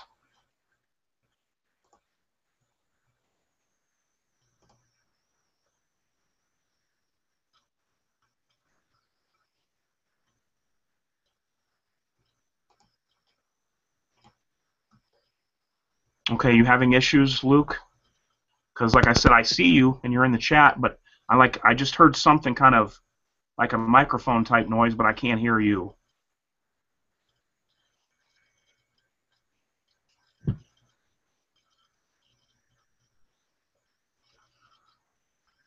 And you guys, Luke, did you just click on that link and you were able to enter right there? Is that how you did it?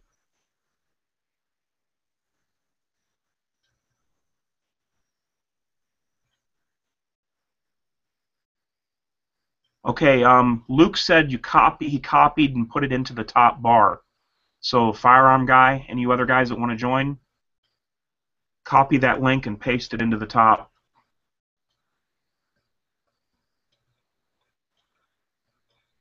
Hey Luke, can you send me the link that I sent you?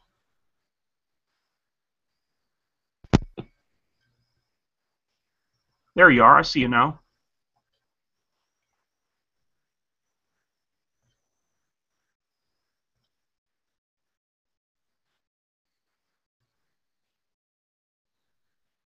But I just still can't hear you, that's all.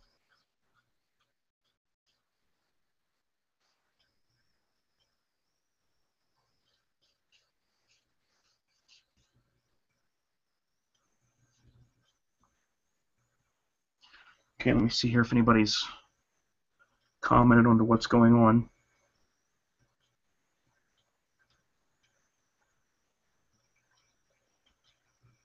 Are you in Australia, Luke?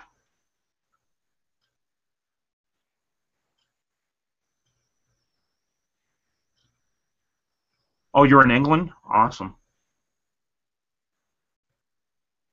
I believe that some of my ancestry is from England, from what I'm told.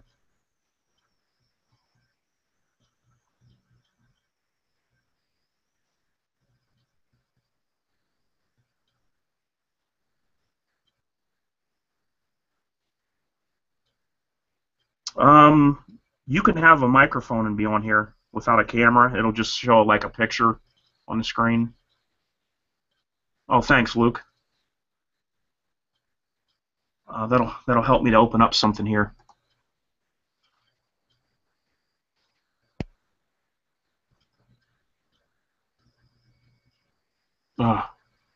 Didn't work. Hmm. Oh, there's somebody. Your microphone's muted, I think, whoever just joined in.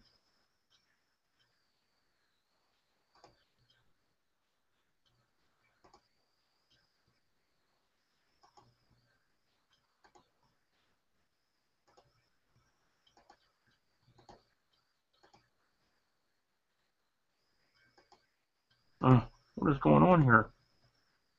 Okay, here we go.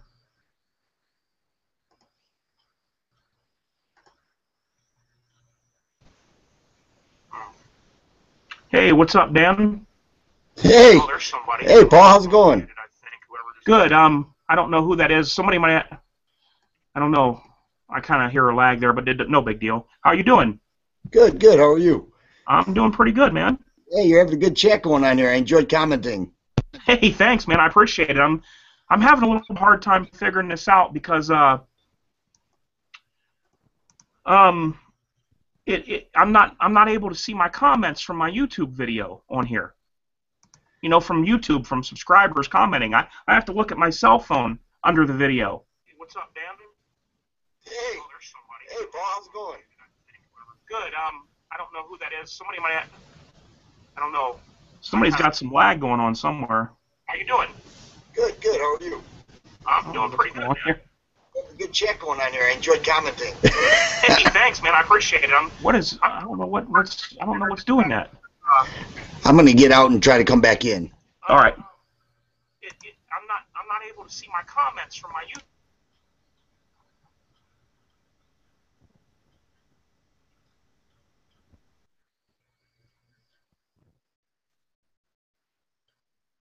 Oh, is that what it is, Luke? Can't have them both open?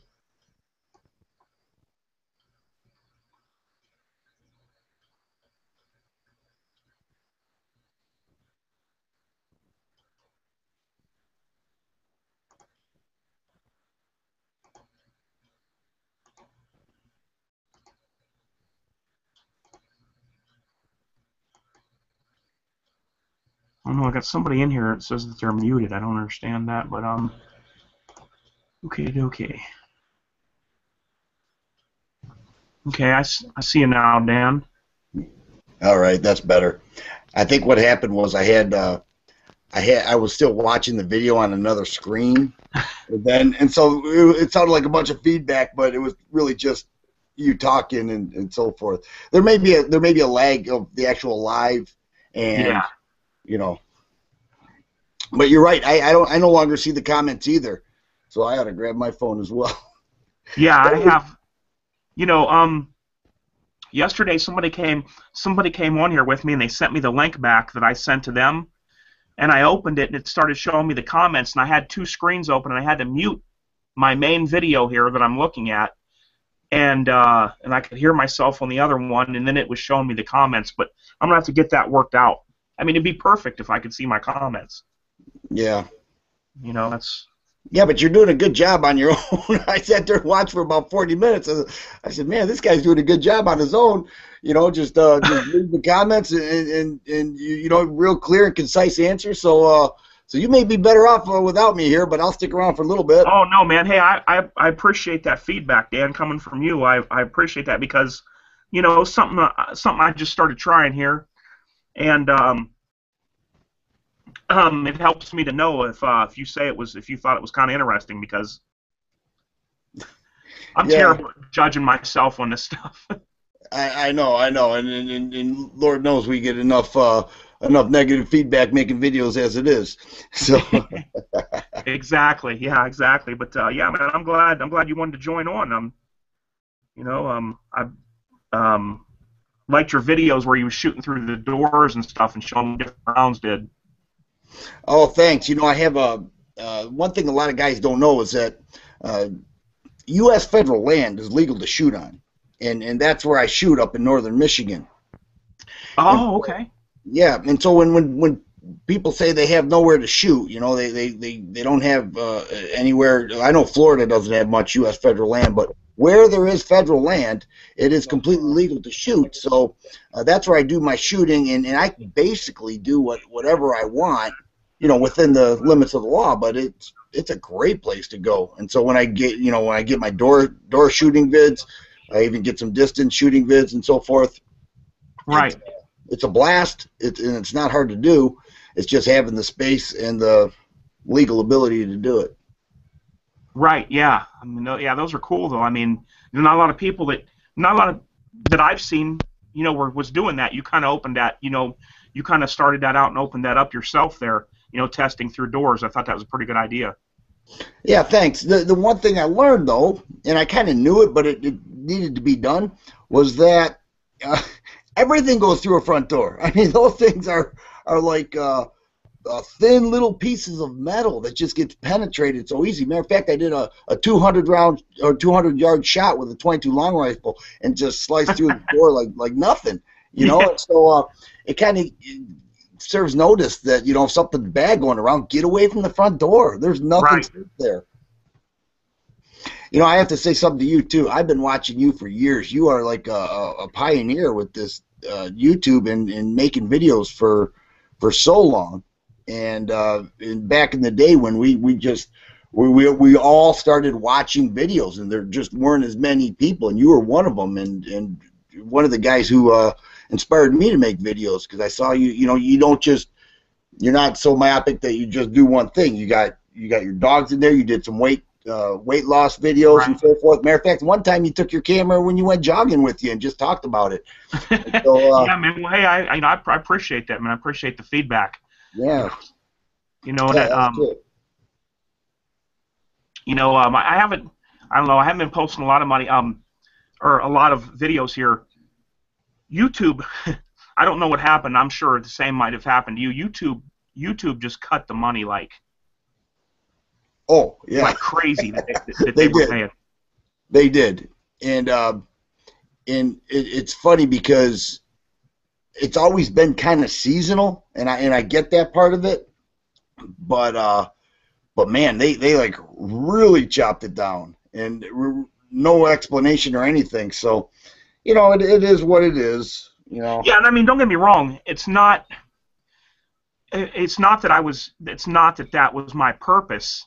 It's just that it was a nice incentive. You know, you want to do videos and you want to put time into them, and you take your, I set stuff up. I take time, get the lighting right, move lights around. You know, it feels, it feels good to make something for that, and and it just kind of upsets you when they cut you off. It's like, it's like, what's going on here? I'm sure you understand what I mean. Well, there are a lot of people who do not make videos that have no idea of some of the expenses. There are times that I tell my wife, listen, I'll be back in an hour. And 3 hours later, I'm coming back because I may have done something and the camera didn't catch it, or, like you say, the lighting went bad, or something happened. And I could be 3 hours for a 4-minute video, right. Burn through 100 rounds of ammo and busted up stuff that there's a lot more than what meets the eye. And so you're right. When you get a little bit of money at the end, it kind of offsets some of those costs. Yeah. You're spending gas. You drive to the range. You're shooting your ammo. You got that door you hauled around, and that's just one example. All the stuff you do, spend half a day. What's your time worth? Spend half a day making that video. Yeah, I know. But it's okay. I actually just got off of probation. I was on a 6-month probation from a strike that I received, and so. Oh, is that right? Yeah. So it's only in prior, when you're on probation, you can't do a video chat. So I just got off a couple days ago, and so this is like my first one back. You got to watch those strikes, man. They'll. Yeah, I mean, I've never had one. What, I mean, what, you don't have to tell me like specifically what you did, but what did it involve? Well, I'll tell you. I really don't care because I made a video called 2 Ways to Kill a Chicken. Oh yeah, I wondered about that. Yeah, and so what happened was I made the mistake of getting into some argument with some people who took offense to the video. And so what happened was these guys band together and started flagging my video, and about an hour later, Google takes it off and it gave me a strike. And so I accepted the strike, whatever, but I learned that I probably shouldn't have done that and appeal it. But nonetheless, that was 6 months of being on probation. You get another one, you could be gone. Oh yeah. Yeah, but I did put that video back up just a couple days ago. You went ahead and re-uploaded it? Yeah, as soon as I got off probation, I put it back on, and it's been fine. Okay, we got a couple more guys in here. What's up, guys? What's up, H4T? I just want to say thank you for the invite. Appreciate it. No problem, man. It's great to see you, man. See some more people, that's watching the videos and stuff, man. I appreciate you coming on. You were like the 5th person I subscribed to a month before I bought my first gun, so you're definitely an inspiration to me. Well, thanks, man. I appreciate that. What state are you in? The worst one, Maryland. Oh, okay. I'm in Maryland, about 4 miles outside the D.C. border. Okay, Dan. What state are you in, Dan? I'm in Michigan. Oh, that's right, Northern Michigan. That's where I get my antlers from. On eBay, there's a guy in Northern Michigan that has a pretty decent price on those antlers, man. They're expensive. Get them at stores. Yeah, I actually live in the Detroit area. I have a place up. Michigan's one of those few places where it's common to own a couple houses and one in northern Michigan. I don't want to make that sound bad, but it's pretty Yeah. common. Drive a couple hours north, and there's a lot of water up there and a lot of cottages and so forth, and that's where I do most of my outdoor shooting. Yeah, it's nice, man. I bet there's a lot of good land up there. Yeah. Oh man, yeah. So Hey, but H4T, so I was Yeah. asking you last night about the aim point. I'm actually going to one of the biggest gun shows in the country that's held in Northern Virginia.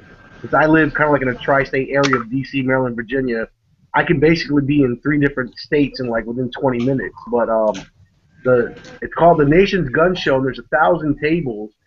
And wow. I'm thinking of going for the night vision aim point micro. I can't remember if that's the T1 or the H1.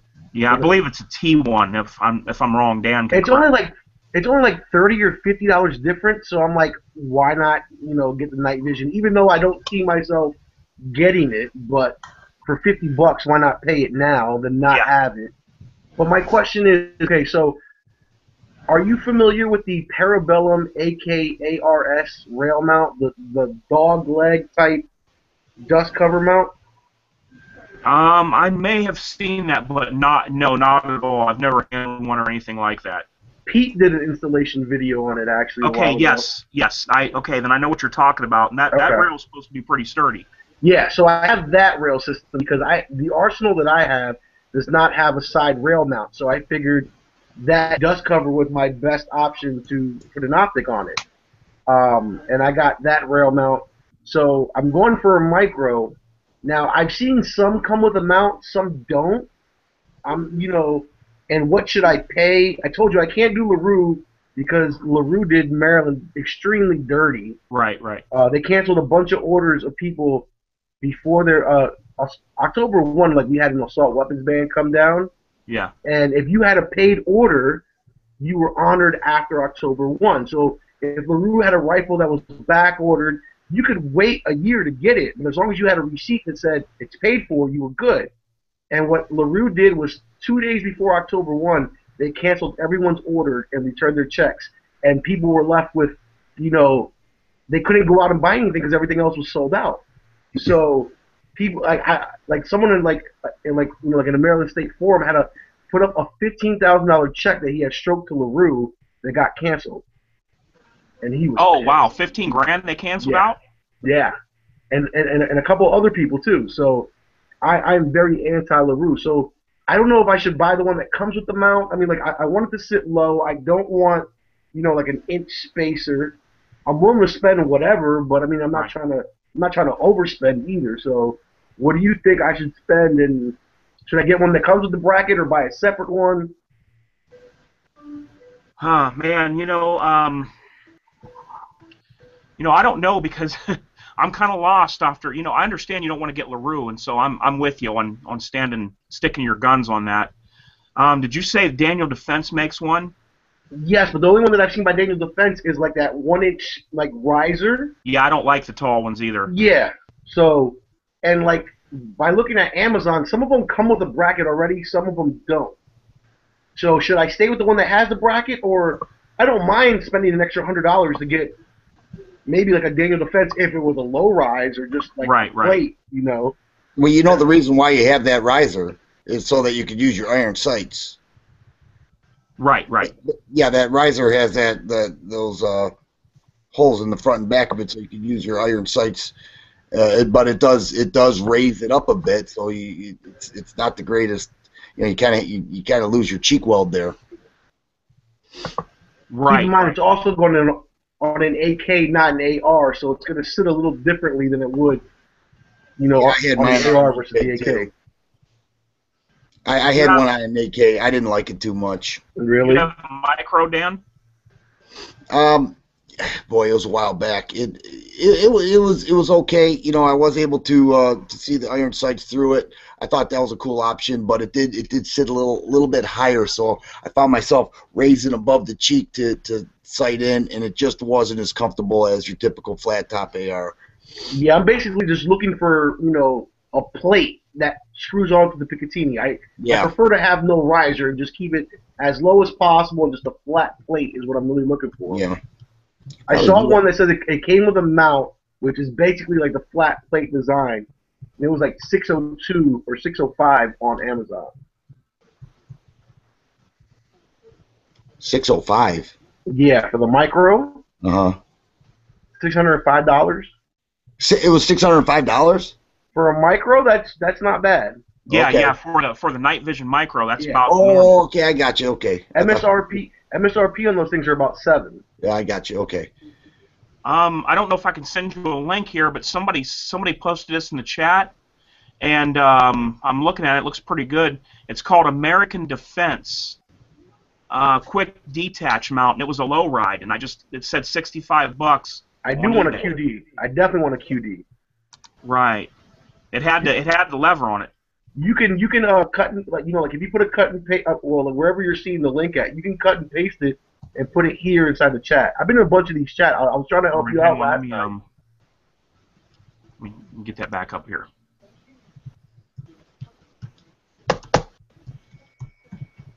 Another good one is the Aimpoint Pro, the patrol rifle optic. That's a good one too.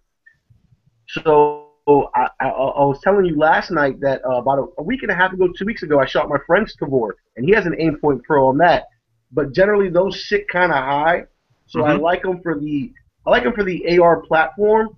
But for the way I'm going to have mine, since I want mine to ride as low as possible, I was trying to stay away from the Aimpoint Pro just because the Pro is a little heavier, it's a little bigger. And the AK is already heavy enough. Let's just, I'd rather spend the more money to get the smaller optic and the less weight. You know what I'm saying? Right. Exactly. Yeah, because that one definitely is a that one definitely has what, a couple ounces. I'm also going to probably pick up a rail at the show tomorrow. Thinking of either going Troy or Daniel Defense. I'm not sure if I want to spend the extra $100, $150 for the Daniel Defense though. Right.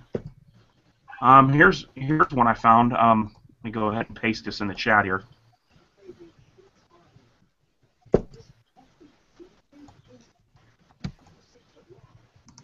Oh, it won't let me post a link. Stupid. You can't post it on the YouTube chat, but if you post it here internally, I'll be able to see it. Oh, okay. I see what you're saying. Yeah. I'll tell you this, H4T. If you start your chats in YouTube, so for example, if you click upload and then off to the right, you'll see start a YouTube broadcast. Yeah. You'll have a running chat window on the side, which is pretty good to follow like your crowd, but you won't be able to post links in there. Okay. If you go to Google Plus and you click on Hangouts out to the left and then make a public hangout for everyone to follow you, it kind of works out the same way, et cetera, et cetera. People who are subscribed to you will see it, they'll be notified, et cetera, et cetera, et cetera. But you will be able to post links in there, but the comments scroll down below you, and they don't scroll as smoothly. They're very jittery. They're very lagged. So as far as following your your subscribers and what they're saying to you, right, off of YouTube is best, and all you lose is just the links. Nice. But there, did you get that? Did you see that link there? That one's pretty low. Yeah, I saw that. Hold on, I haven't opened it up yet. Let me see. Hello. What's up, man?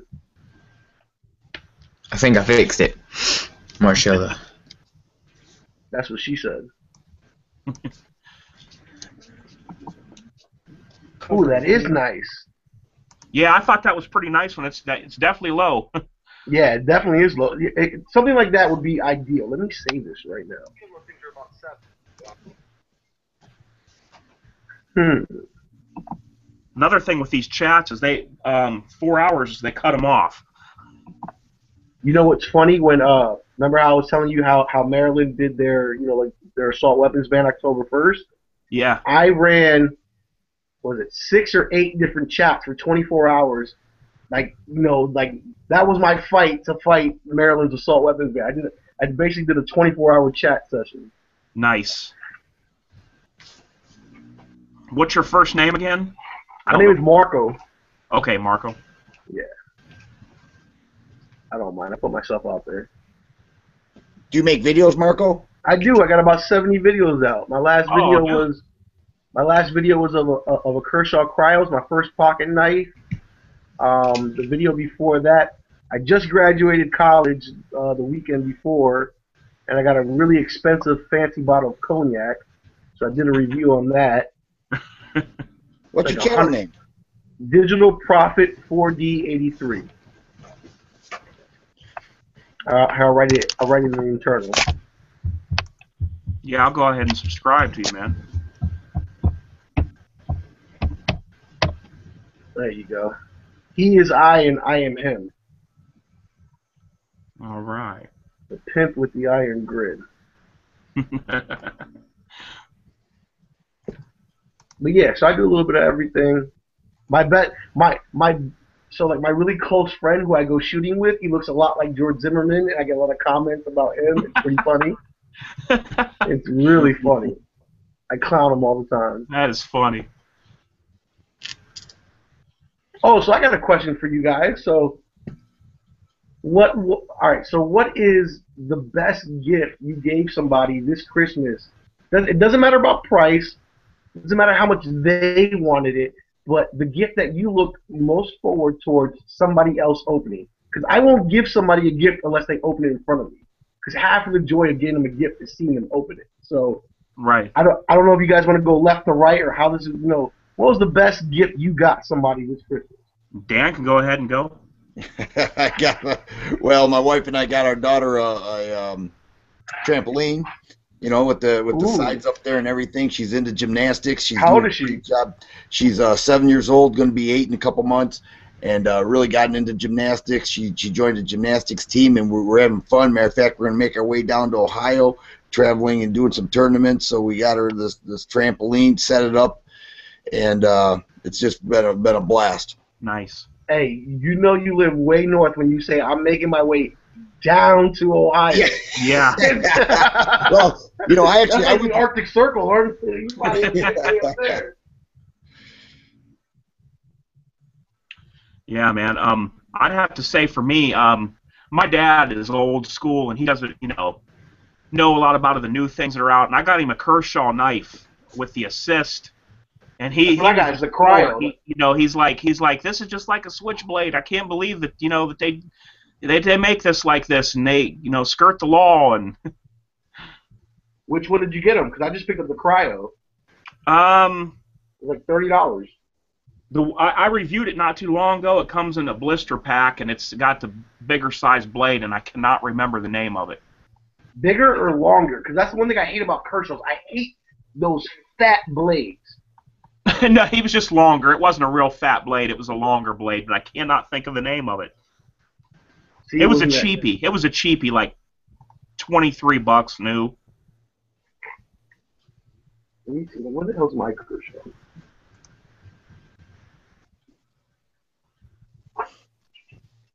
Who's that other gentleman we have in here? I just got this right here. I don't know if you can see. It's the Kershaw Cryo. Yeah. Assisted opening. And as you can see, the blade isn't. The one thing that pisses me off about Kershaw and even Spyderco. First of all, I hate the circle thing. I don't know that to me just my little cutout, the Spyderco. That to me just looks retarded. But the medium blade and just this width right here is what I like. I hate those Kershaws that are like 3 inches wide for a blade. I don't know. I just don't dig it. It looks like a cleaver. It looks like a cleaver. It doesn't look like a pocket knife. All right, but who's next on the gift? No, I guess Luke, if his mic's working. I don't know. Is it? I don't know. It might be low. I don't know. I have no clue. Oh, hold on. Time out. H4T, listen, just to let you know, as far as the chat, yeah, the person on this. Okay, so for example, to me, I'm all the way on the right. You will always see yourself all the way to the right. So technically, like if you ever ask a question to the panel, right, you have to call out who's going next because I have no idea what position I'm in because I'm always in the right. Everyone who looks at themselves is always in the right. So, which is not a bad place to be in. Right, right. But you know what I'm saying? So, like, you know, like if you ever do like a panelist question, you have to call out people's names. Right, okay, that makes sense, man.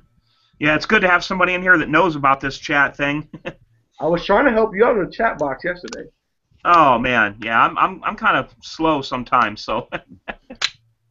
All right, Luke, go ahead. What'd you get? What'd you give somebody?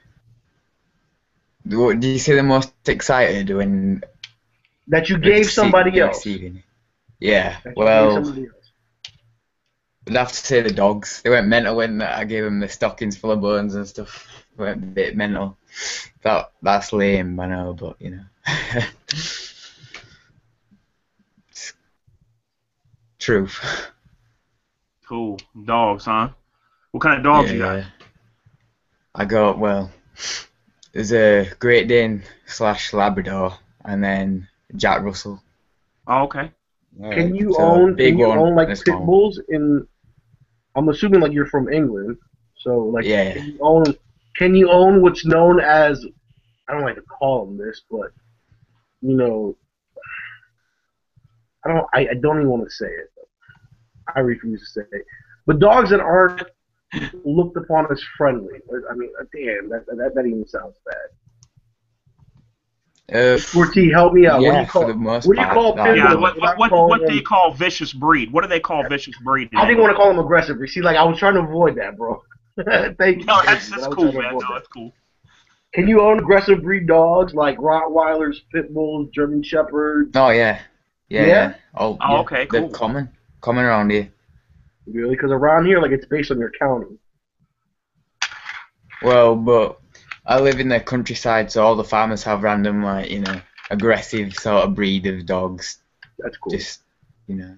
I was trying to avoid that phrase so bad. Yeah. I know in the UK you can't have a pit bull. Really? Yeah, I'm pretty sure there's been quite a few people that's told me that they couldn't. Well, France, I think banned it's. in France. I'm not sure. I'm not exactly sure about that, but there's loads of German Shepherds and like Staffordshire Bull Terriers and stuff of that, you know, kind. But I don't know any specific laws saying you can't. But you know, I know you have to have licenses for some specific dog that I've heard of, but I don't know what. You know, maybe if it's from another, you know, country or something, I'm not sure. If you've got to like take it from somewhere, you know, I don't know.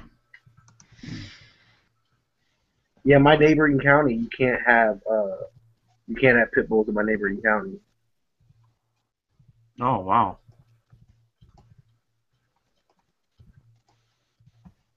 Is John here? He's got no mic. He doesn't have a mic. Okay. He said Well, we okay, can't so have them here in Australia. Let me say my gift, because I literally almost made my friend cry. Okay. So, in my state, we can't, after October, like, our old law was 20-round magazines, and then they shifted down to 10-round magazines. But you can bring any magazine you want back into the state. You just cannot take possession of or transfer in the state. So if I did a contest and I gave out a 30-round PMag, I have to drive to Virginia, 20 minutes away, put it in the mailbox, and send it out. If I give a gift to somebody, I need to drive them into Virginia, 20 minutes away, say, here you go, Merry Christmas, hit a U-turn, and come right back. So, and that's completely legal. And I can go to the Virginia Gun Show tomorrow and buy myself all the 40-round PMags and drum mags that I want and bring them back into my state myself. I just cannot do an exchange or a transfer within my state. So, for Christmas, I got onto K-Bar's website and ordered my friend a 40-round Circle 10 because we never see those in person. As far as in a show or in a shop, out of state. I mean, first of all, like we don't go out of state that much. So when we do go, we stop by every gun shop, and we've never seen a 40-round Circle 10 in a store or in a show whatsoever. So, and he just got himself an Arsenal Sam 7 right before the ban went down, and you know, it was $60, bro, $60 off the K-Bar. So And of course, I had to order myself one. Ordered myself one. Ordered him one. Had it shipped to my cousin's house in Virginia. Drove to Virginia, picked it up, and then when I wanted to give it to him, I had to drive him. I had to drive my friend in the car. I was like, "Oh yeah, we're gonna go, to a mall in Virginia and go look for some shoes or whatever." And in the parking lot, I just surprised them, gave it to him, and just hit a U-turn and drove right back. Nice. And he was very excited. He's like, because honestly, he would have never paid $60 himself for that magazine. Plus the fact that he had to go out of state to go pick it up. Right. Double whammy there. So he was super excited. I bet. You should have got that on film. I did, but I don't know. He's my George Zimmerman buddy. Oh, okay. Yeah. But yeah, no, so it's funny because you guys ever have that friend that you guys turn into a gunny, let's just say, like, I got bit by the gun bug pretty hard and I've gone all out for it. And I've kind of turned him into it, and he's gone into it. But I think I've taught him a little too much because now everything that I want, he wants. So, like I wanted the Aimpoint Pro, and I was like, so and then now he wants it. And the bad thing is he got the Aimpoint Pro before I did. Yeah. I wanted the Smith & Wesson 686 Plus 7-shot. He wanted it. I was like, look, bro. You can get whatever. You can get the 686. Just don't get my same length. So I got the 4-inch. He got the 2.5-inch. But he wanted the 4-inch. So I don't know if you guys have ever had that friend that you turn into a gunny, and the next thing you know, he wants everything that you either have or are thinking of getting. So like in a way, I kind of gotta keep my own secrets. Yeah, and until after you buy it, then he can get what he wants. Exactly, Because he's beating you to the punch. That's what. And the worst part is he has a girlfriend that buys him all this shit too. So it's not even like he's getting it for himself. His girlfriend bought him the Aimpoint. Oh man. But yeah, so that's the word. I mean, like I love the man to death, but like I have a rule. It's like, listen, bro, just don't get what I get, please. So mad. I was like, yeah, I want the Aimpoint, 2 MOA, and the whole time it's like, oh, well now I want the micro Aimpoint. I'm like, oh, well you should get 4 MOA. 4 MOA is good for you. You should get 4 MOA Something's got to be different. Yeah, I don't want you to have the same thing that I have, asshole. You gotta get something different, man. But yeah, have you guys ever had that friend that just follows everything that you got? Oh man, it's horrible. Oh yeah. More of with knives, but yeah, I've had that happen before. Horrible. I can't say that I've had that because there's just so much out there now, and it gets to be so expensive. More often, I get people saying, "Well, how do you pay for all that? How do you just got a gun and now you got another one?" And try to tell people, I don't go out partying. I don't go out and doing all this other stuff. I don't blow my money, but I do like my guns and gear. So I kind of. Let me ask you this: like, do you sell a lot, Dan? Do you sell a lot? As far as like like buy and sell guns, like for every gun you buy, you sell one, et cetera, et cetera. No, but I do move them. I do move them. I have yet to sell a gun. I've only owned guns for December, all right, yeah, actually it's been 2 years since I bought guns. And I haven't bought a gun since October 1st because I refuse to give up my fingerprints and I refuse to get a license just to buy a gun. I'd rather save those $150 it's going to cost me to do that to move my ass to Virginia. Yeah. Well, yeah, see, that's a different situation. We have pistol permits in Michigan, but as far as long guns go, we can move them without any permit or background check or anything like that.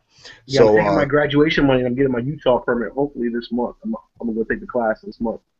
Nice. And then I'll be able to carry in Virginia, whenever I go there. Yeah.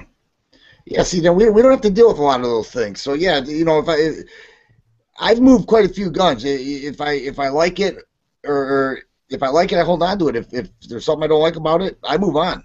And I've done that several times. There are so many different attributes with each gun that you actually have to own it and shoot it and Right. carry it in some cases and so forth to really fall in love with that gun. You can't just love the model and say and just say this is going to be mine forever. I've done that, and then I found myself a couple months later moving it. But see, but another thing is that, like, you know what I'm saying, like, the thing that I love about YouTube is that I get to do my research via you guys. You know what I'm saying? Yeah. So, like, for example, all right, so, like, first of all, I can't even carry, so I really don't own that many holsters. But I waited a year before I bought my first holster, and I got the Nate Square Tactical, and I love the thing. And I don't, I like, you know what I'm saying? Like, how I'm pretty sure Dan and H4T have a bucket of holsters that they don't even use. I'm not in that category. Why? Because I looked at it really hard, and I'm one of those type of people where I will wait an extra 2 months just to spend an extra $20 or $40 on like on a holster. You know what I'm saying? I'm not gonna buy a holster just to buy a holster, and I live vicariously through you guys. So all the videos you guys make, I really study my product before actually spending money. Yeah. You know what I'm saying? So like I've gotten to the point where I'm pretty proud of myself that I've owned guns for 2 years and I haven't sold a single one, and I'm almost at a dozen guns. You know what I'm saying? And there you go, man. Well, see, here's the thing with me. Sometimes I will, like, buy a gun because I'm buying it from a private owner and the price is right, but it's a duplicate of what I already have. You know, like, You've never been able to do instance, private sales here since like '94. 2 G19s, yeah. So some guy's saying, I need money. You know, I'm low on money. I got to sell my G19, and this is what I'm going to sell it for because I want to sell it quick. And you're I like, oh, $350? Yeah. You're like, oh, $350? Yeah, give me that. Yeah. So then I end up later, you know, I want to get something or add money to something. I sell the extras and don't keep all the duplicates or something, you know. I feel you. See, I wish. See, honestly, like around here, as far as like if you walk into a gun shop, a deal price is MSRP, and like I'm so bitter when I when I watch you guys' videos and you're like, oh yeah, I paid $50 to $100 less than what MSRP is around here. like literally, if I'm gonna so if like a $600 to $1,000 rifle, let's just say, you will save money finding a mom and pop shop on Gun Broker. Shipping it and transferring it in, I could probably still save $50. And my transfer fees around here are $75. Oh. So what does that say? You pay $75 to transfer? And I still beat MSRP in the shop by wow. doing that. Yeah, dude. By doing that. That's I have a Stag Arms Model 3 AR-15. It was my first AR-15. I saved $180 transferring it in at $75 a transfer. Holy smokes. And paying shipping. Yeah. Glock 4s here. Glock Generation 4s. 465 all day. $629 starting. Wow. Whoa. And put it like this, that's after I buy my gun shop pizzas.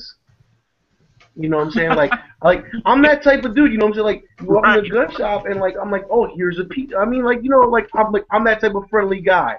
But I've got to the point where it's like, and then and honestly, like, okay, I'm not gonna lie, sticker price for a transfer is like $75. I usually pay about $45 to $50, and that's because I bring in a pizza.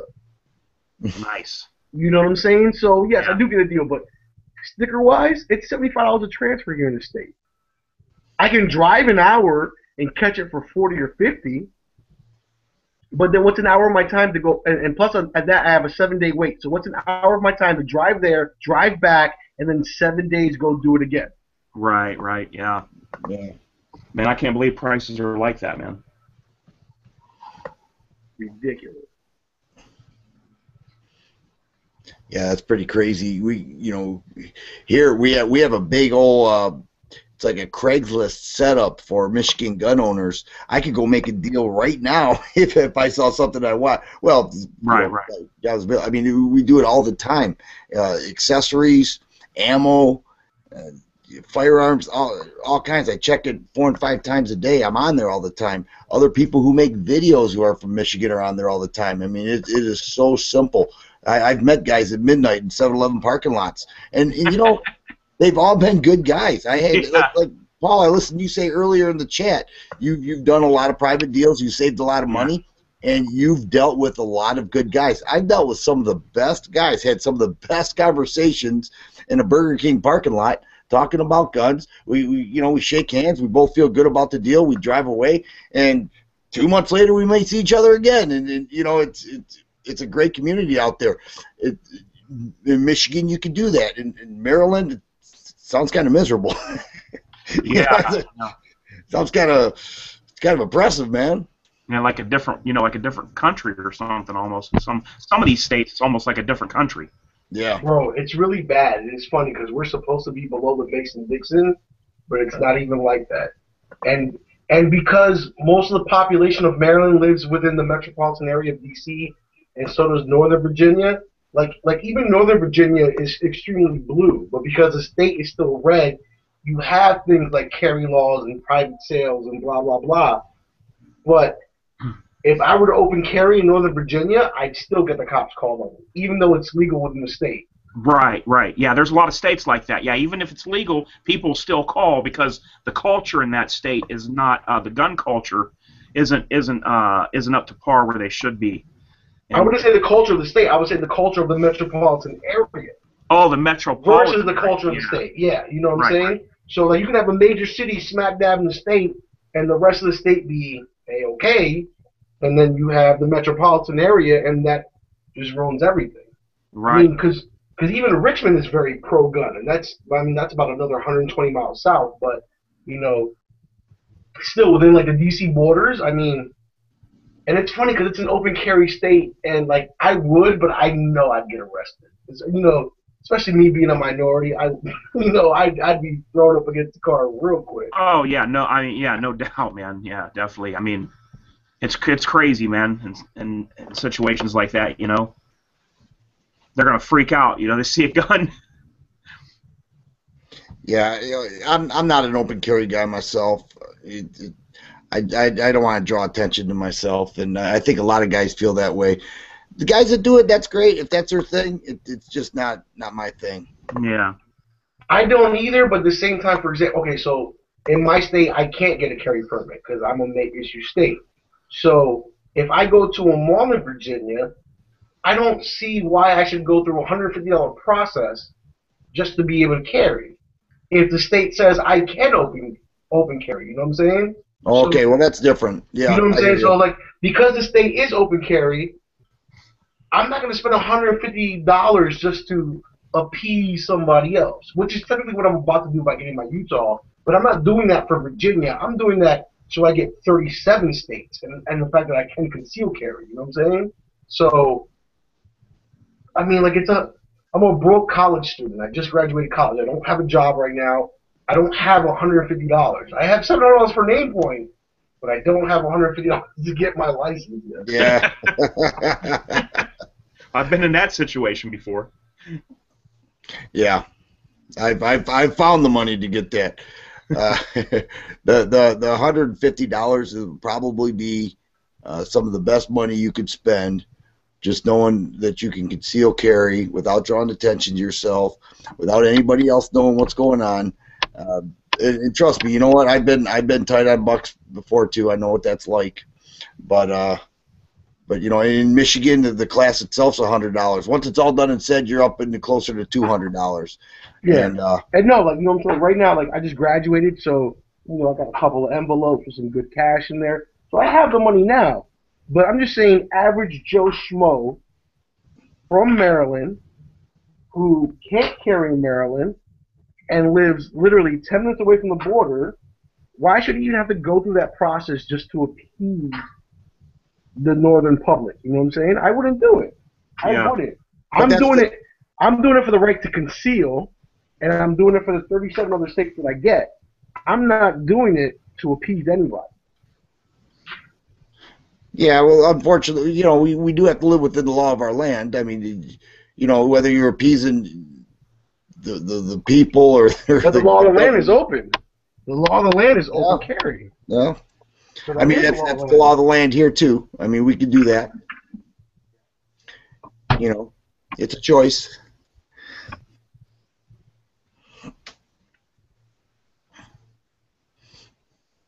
Like that marked. You never see guys ever see the marked Guardian channel.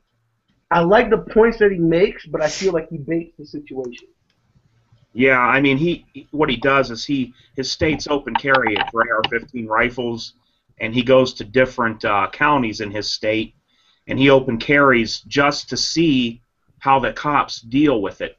And he'll say, he'll say, like, I think you guys are really polite, and I like how you dealt with it, and then they'll upload the video to YouTube. And he's done this several times, and I think he's kind of gotten bored of it because I think he got to the point where the cops were calling him they knew him by name. They'd, stop and say, hey, how you doing? Or whatever his name is.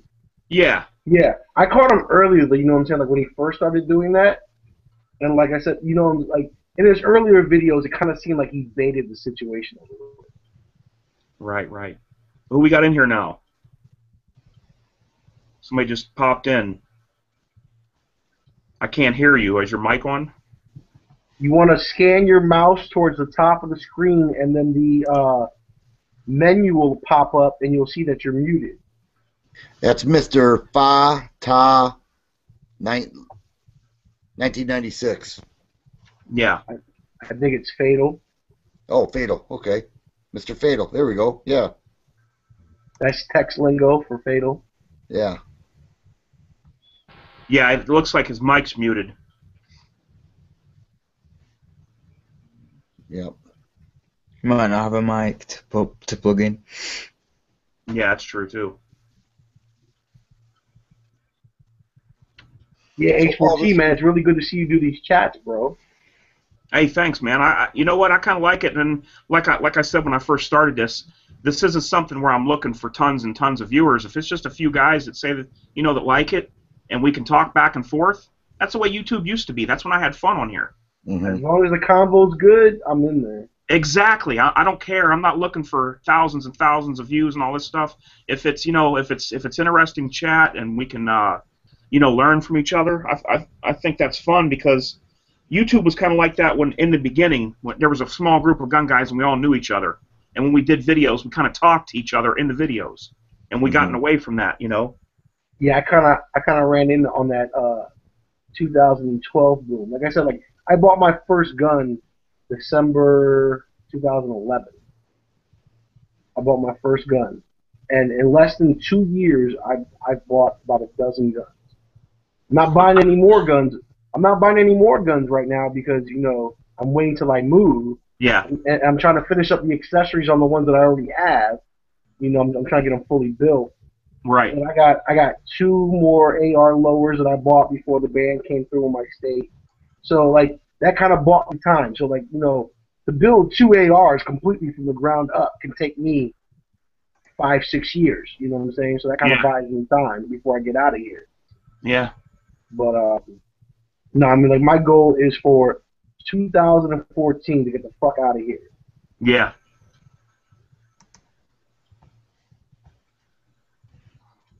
Sorry. Can I just ask, like, for those who have carried, like, obviously, I haven't been in England, but like, what's the main differences that you feel personally when the differences between concealed carry and open carry, like what you feel when you do those, either one? I mean, well, for me personally, if you conceal carry, you have a better chance, because it's the element of surprise, because if a criminal approaches you or somebody comes to do something or to do you harm, they already have the jump on you off the bat, on the street. Yeah. So basically, they say there's been guys that say that they believe that because they were open carry they've deterred crime, and that could be true. But remember, if you conceal carry, you have the element of surprise on your side. Yeah, I know what you're saying. Like if they can see it, they can like prepare, like right. what they're gonna do, sort of thing. Yeah, Well, makes sense. Well, plus you have a lot more options. you know, Marco was right when he said, you know, Paul and I have a whole drawer full of holsters. Well, that's absolutely true. And so when you conceal carry, you have many different options in different parts of your body that you can do that.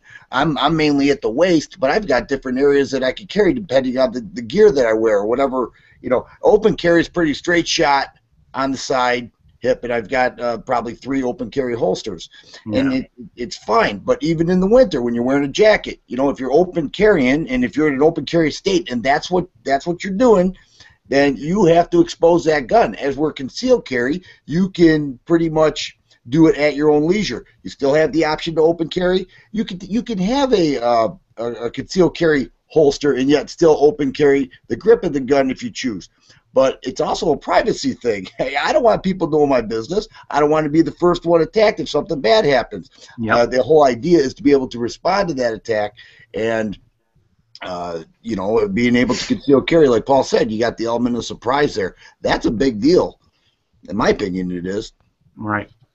Yeah. Well, listen, I kind of just posted my favorite video, and I think it's my best video that I ever made here in the internal chat, and I carried for the first time about a month and a half ago. I did one today, and it was in West Virginia. It's about an hour and 20 minutes from my house. My best friend moved out there, you know, so we all went over there for his birthday dinner. A bunch of family was over there, et cetera, et cetera. And I said, okay, well, listen, I can open carry in West Virginia, and since I'm on his private property, I'm going to conceal carry while I'm on his private property.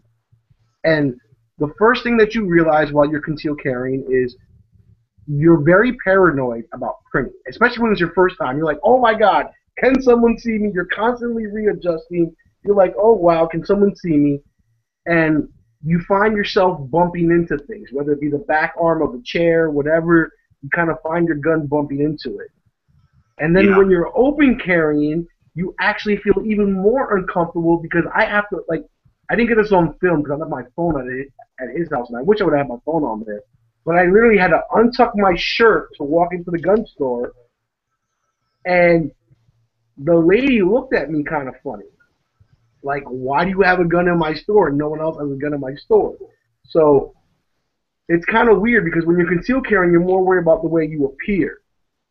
And when you're open carrying, you're even more weirder about the way you appear. So I don't know. It's kind of rough, but I'd say that's my best video. And if you want a reaction off of someone's first carrying, watch that video. That was my first time I ever carried. Right. I mean, you know, has there ever been an instance where there was a guy open carrying and somebody came into a gas station or a store and that person changed his mind at that time and said, I'm not going to rob this place because he saw someone open carrying? I'm sure that has happened. But has there been times that someone was open carrying and somebody that was going to commit a crime took it to that person first, to the person that was open carrying, and either shot at them or did some kind of harm to them? That's happened as well. Mm-hmm. When I've you know, like seen videos of people open carrying, I always think you know, a criminal, thief, criminal, whatever, could, you know, see the gun and try and steal it to, like, go, you know, do whatever they wanted. Would you think it would attract that sort of, you know, them wanting to steal it to commit crime with that? Or would you not think that would be something to think about? I mean, honestly, like, carrying a gun on your hip is just the equivalent to carrying a $500 pair of Jordans on your feet. If people want to take it from you, they're going to knock you down and take it from you. You know what I'm saying? You get shot for a pair of shoes in this country. I'm not sure where you're from if people get shot for a pair of shoes or just get punched in the face for fun. But around here, and especially where I live, you know, if you're wearing a nice pair of shoes, you can get robbed for them. So why not a nice gun either? Yeah. And on top of that, kind of what Paul said as far as being a target for open carrying, I mean, I know Dan's a parent here. I'm not sure if, you know, if Paul has any kids. But, you know, you have to take that in consideration where if you're in the bank or in a store waiting to pay and you're holding your little 6 or 7-year-old daughter's hand, not only are you the target, I mean, like, you're the target for the person that you're trying to protect in the first place, which is your children. And you don't want to put yourself out there when you're holding your little girl's hand and be the first person popped in the back of the head. Yeah, yeah. You know, could be the wife, anything. You know, that is, you know, you're making your, you're putting yourself out there. That's for sure. Yeah. Yeah, it seems like there's a lot of things to consider before you make the choice to open carry. It seems like that's, you know. Being from a place where you can't carry and where guns are taboo, like Maryland, D.C., putting yourself out there is the worst thing you can do. Like, you know, like, I love my channel and I love the subscribers that I have, but none of it goes on my Facebook.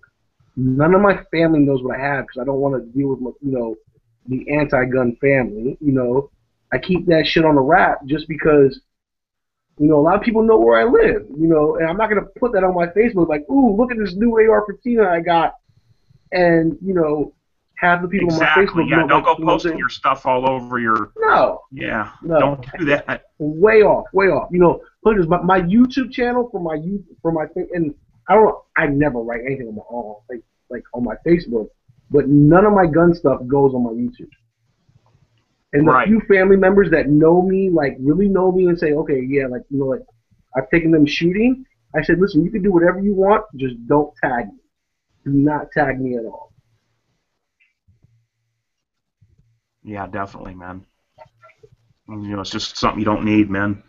You don't. Well, it gets back to the privacy thing. It's like, how much of your business do you want out there? If you're going to open carry, you're putting yourself out there for people who know you or people who don't know you. But that's if you're walking down your own street, though. Well, yeah, exactly. If you're walking down the street that's across town, you're not really putting yourself out there, I don't think. Well, that's true, too.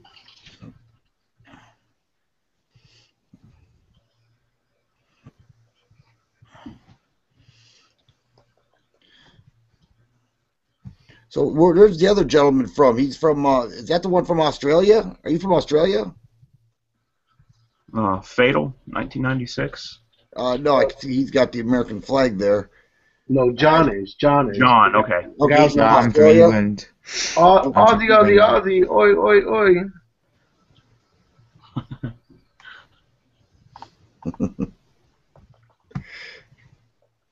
So I've got one. I heard you guys talking about the Glock 42.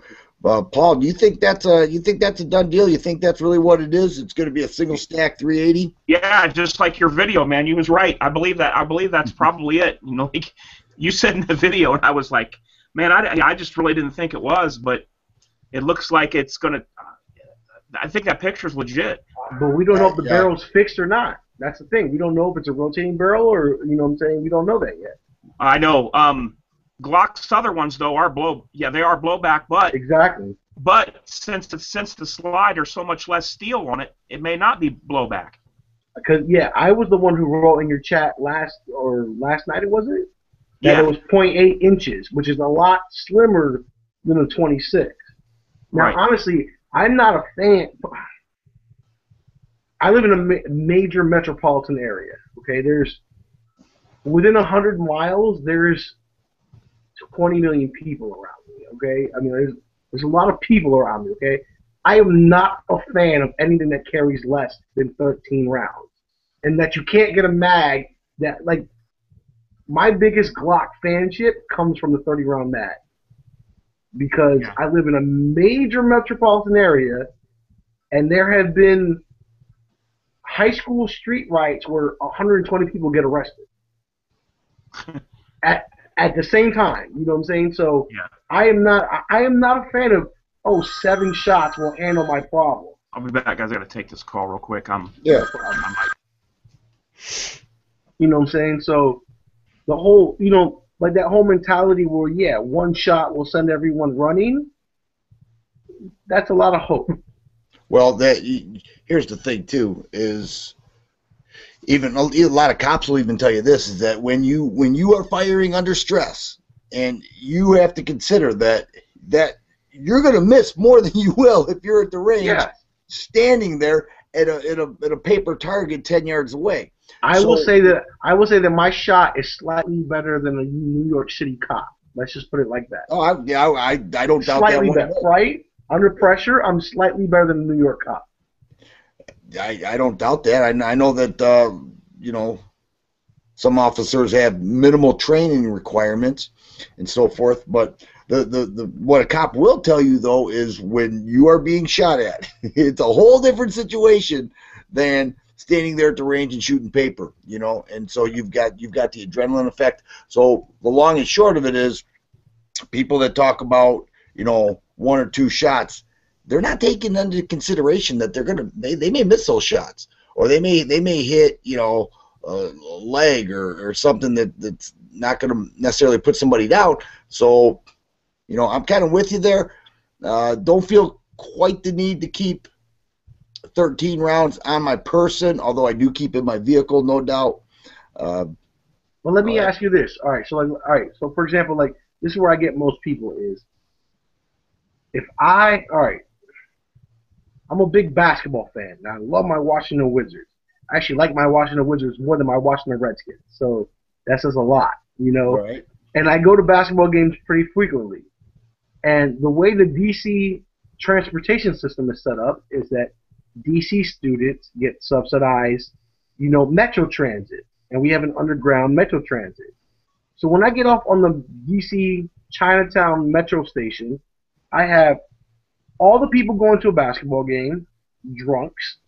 I have all the people from Chinatown, which there are, you know, some underground networks involved in there. Oh, yeah. And then I have a shitload of young hoodlums, which is why 120 people got arrested at one given time for a brawl that broke out at that metro station. And within a block, I am passing 5,000 people on the sidewalk.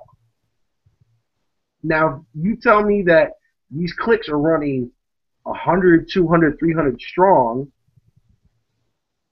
Yeah, maybe 250 of them will run out. But maybe 50 of them still have enough balls to probably try to punch you in the face or stab you or get a licking from behind. Or pull a gun out themselves. Exactly.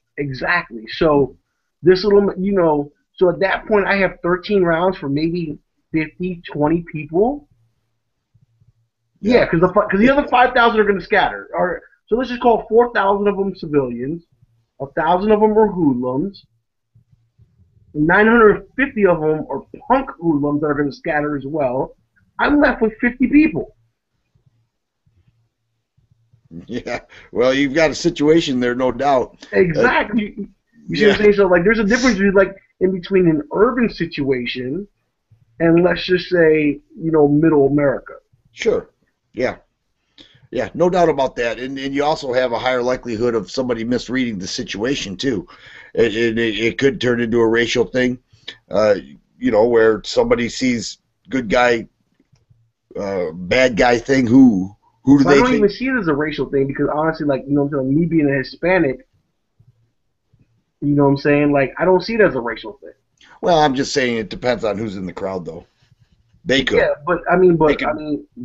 okay, so like even if it is a racial thing, black on black crime is the most predominant. So I don't see it as a racial thing. I just see it as minorities not taking into account that this could happen to them when they're the most likely ones that it happens to. You know what I'm saying? Mm-hmm. Like, well, you know, crime is everywhere, but in the situation you pointed out, yeah, you're walking by thousands of people. I can understand your need for you know, a gun that carries more. What is your primary carry? I can't carry. Oh, that's right. I can't carry. But so I own a Glock 35, which is my first handgun that I ever bought. Okay, nice. And I have a 9mm conversion barrel for that. Nice. And when I can carry, which was, you know, the video that I took in West Virginia, because, you know, I figured, okay, if, you know, like if the world ever comes to an end or, you know, hell freezes over and I do get the right to carry, I bought myself a Glock 23. Nice. I'm a firm believer in buying a 40 caliber because you can always convert it to 9mm. Yeah, I did the same thing with my Glock 27. Yeah. I love it. I don't understand the concept of people that buy Glock 9mm when you can buy a Glock 40 and spend $200 more, get the barrel and the 3 matching mags, and have 2 guns for the price of 1.5. I just don't understand the concept of no. I can't fade that concept at all. Well, you know what? You see more people doing that with Glocks than you do with SIGs, don't you?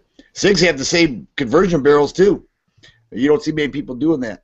I shot a SIG. I liked it, but I don't see a $300 price difference in it. They're pretty nice guns. I tell you, I've owned several SIGs, and they're pretty nice. I mean, what you really need to do is shoot that 226 and just watch how accurate it is. It's really nice. But I've also, all right. So for example, like how I said, like I've been watching you and H4T for plenty of years, and well, for about 2 years, I'd say. And one of the things that I came across really early, probably by the time I bought my 3rd gun, which was a 22 long rifle bolt action Marvel with a micro rifle grooving. I love that thing. But by then, like, I'd come across other random channels, and I can't remember if it was Crazy 45 Cat or if it was Fubar Protocol. And these guys had like 3 safes full of guns. And they were like, yeah, I have a safe problem, now I need a 4th safe, blah, blah, blah, blah, blah. And I was like, you know what? I want to be that guy. I want to be a guy where if I have 2 safes full of guns, I still have a problem. I wanted to be that guy. I want to be, 40, 50 years old, and 2 safes not be enough. I want to be that guy. That's what I decided to be. And, so it's like, I'm not into a big fan of these guys that have only 5 guns and they're constantly buying and selling and trading. No, I want to have a problem with guns, that I have too many. I tell you what, if you want to have a problem with too many, get the ammo. That's the problem you want to have, is too much ammo, if there is such a thing. That I mean, honestly, especially after what we just went throughout the past year, get your guns, no doubt, but get your ammo. And now this is the time too. I mean, it's freeing up. You can get it online. That's the thing. But I hear what you're saying, and trust me. I'm not gonna lie, for like a crisis situation in a major city, I think I did that. I'm not gonna lie. I have about, let's say, like 6,000 rounds in total. Actually no, I have like 4,022 LR rounds, and if you include pistol, rifle, and everything else, I'm probably like at like 7,000 rounds total. Stop. Mm-hmm. So, in a major city crisis situation, I think I could get by. You know what I'm saying? But I'm also not gonna lie, and being a broke college student, that I took advantage of this ammo situation, because I was one of those people at the gun show flipping ammo paid for my last semester of college. So you can hate on me as much, you know what I'm saying? Like, those ammo resellers, blah blah blah blah blah. But you want to know what? I paid $820 in college books last semester, and that shit paid for it. So it wasn't like I was pocketing it, or going to go spend it on blow hookers or whatever, whatever, something stupid. But it paid for my college education. So, and well, I put that out there before. So I really don't care if people hate on me, because it went to college books. And if you're gonna hate on me for paying for my own college books based on the market, then hey, go ahead. Well, there's no doubt there's money. There is money to be made in firearms, and at the right times. I would say on average there isn't. If you peak, you're good. But even if you're an FFL, I really don't like. I'm like, you're making what, $50 a gun? Well, yeah, I'm not talking about the dealers. Yeah, they make their money on the accessories and the ammo. They don't make too much on the firearm itself. But it's funny, because I have yet to find someone who will talk trash about me for selling ammo at over MSRP for paying for my college books. How can you hate on that? Well, if you think back at the time, though, that was one of the primary reasons why there was a shortage, because there weren't limits on the number of rounds people or number of boxes that people could get. So people would buy off the whole shelves And these are not even gun people. These are people just taking advantage of the situation. So they're buying you know, thousands of rounds at a time and then selling them peak prices. And Well, the people getting new into firearms, the only thing they're hearing, the only thing they're absorbing at the time is there's going to be a ban, and so I better get it now. And I'm they not gonna hustle lie. and do So whatever they can to get it. And when the whole thing kind of settled down a little bit, these people overpaid a lot of money. And one of the primary reasons was they called them the hoarders. The hoarders was one of the reasons why we had an ammo crisis, or shortage, I should say. all the ammo that I have ordered came before the crisis. And what happens is, all right. So I live in a very populous area, and my county is a very small county relative to size. And we have about 1 million people in my county. We're a very small physical size. And we only have one Walmart in my entire county. So out of everyone that I actually help, and like I have this written, it's about 9 to 10 people that I either convinced or helped them purchase their first firearm during the whole crisis. And when those people would call me for ammo, I would sell them ammo at what I paid for it. Friends that helped me within the state, you know, pick my next purchase, you know, people that knew about guns prior to me getting in there, I would help them out with ammo. And literally, what my friend would do, who lived across the street from the only Walmart in in Montgomery County, he would go there every night. He would wait for the pallet to get dropped off in the middle of the aisle, and he would pick up the whole case of ammo, walk it to the front where the lady didn't know about the 3-box rule, and he would buy the whole case.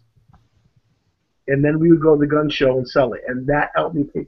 That paid for my entire last semester of college books. If it weren't for that, I probably wouldn't even have enrolled in classes if it wasn't for that. Mm-hmm. I didn't have the money to. If there was a rule at the Pacific store and you know you managed to get more than that, I'd say one, it's a failure on the store's behalf for letting that go on. Yeah, because they stopped doing that after about 2 months. Like they were like, okay, we're not going to put the pallets out on the floor. We're going to keep them in the back and put them out in the morning.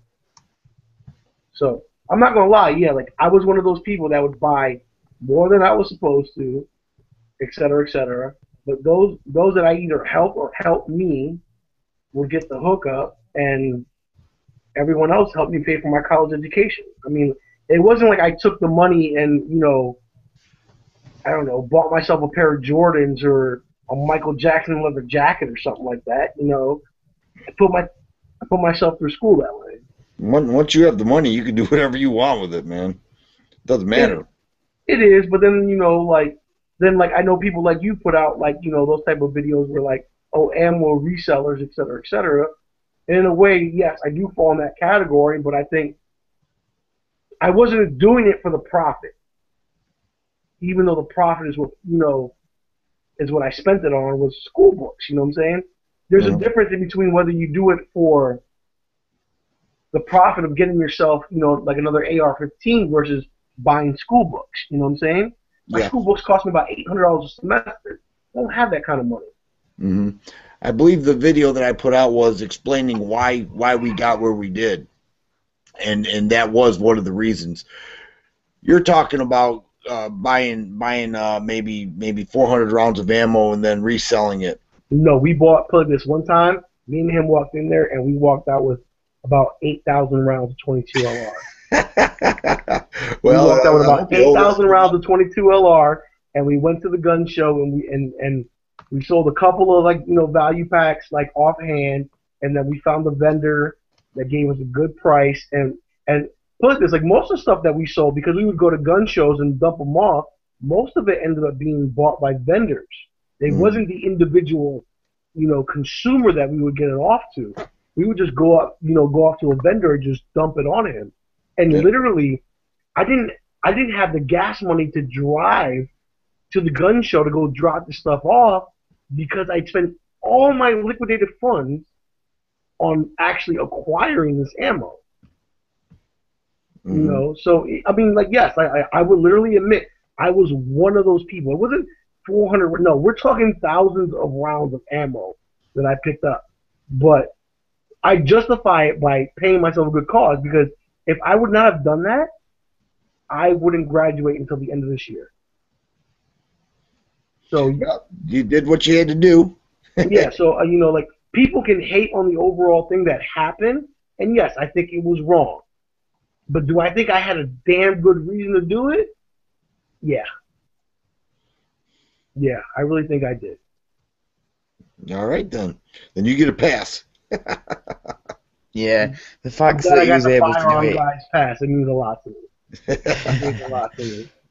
Yeah, The fact that he was able to do it, you know, without the stores, you know, the limits on it and all that, then I'd say all right then. Because if you weren't meant to do it, then they would have enforced the limits or whatever. You know, that's my opinion. But, Mm-hmm.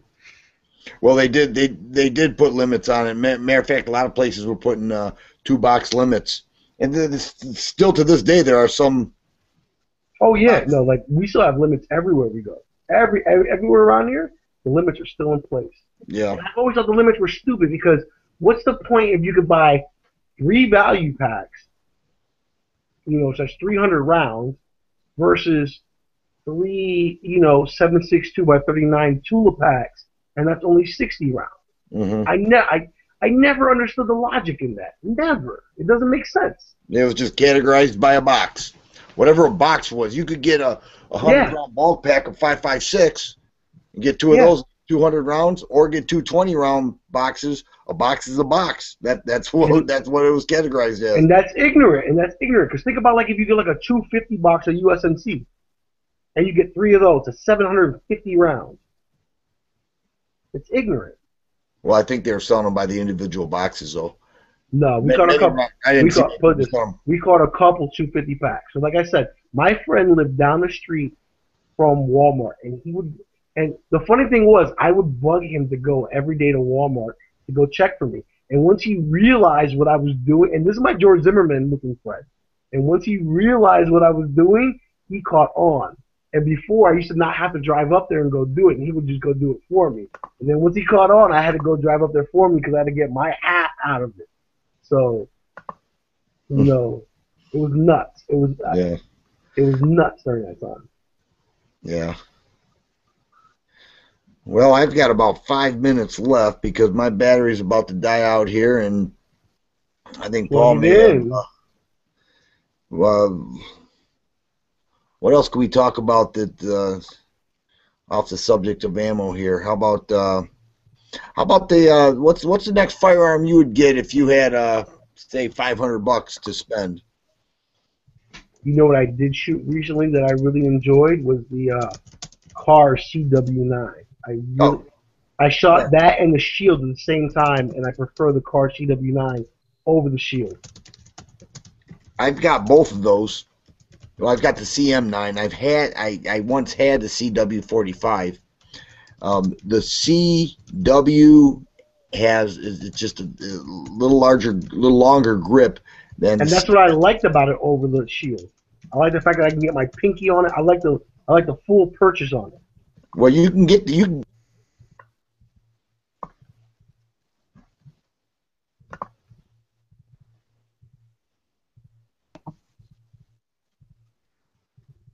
Hey, Firearms guy, like, you got muted, bro.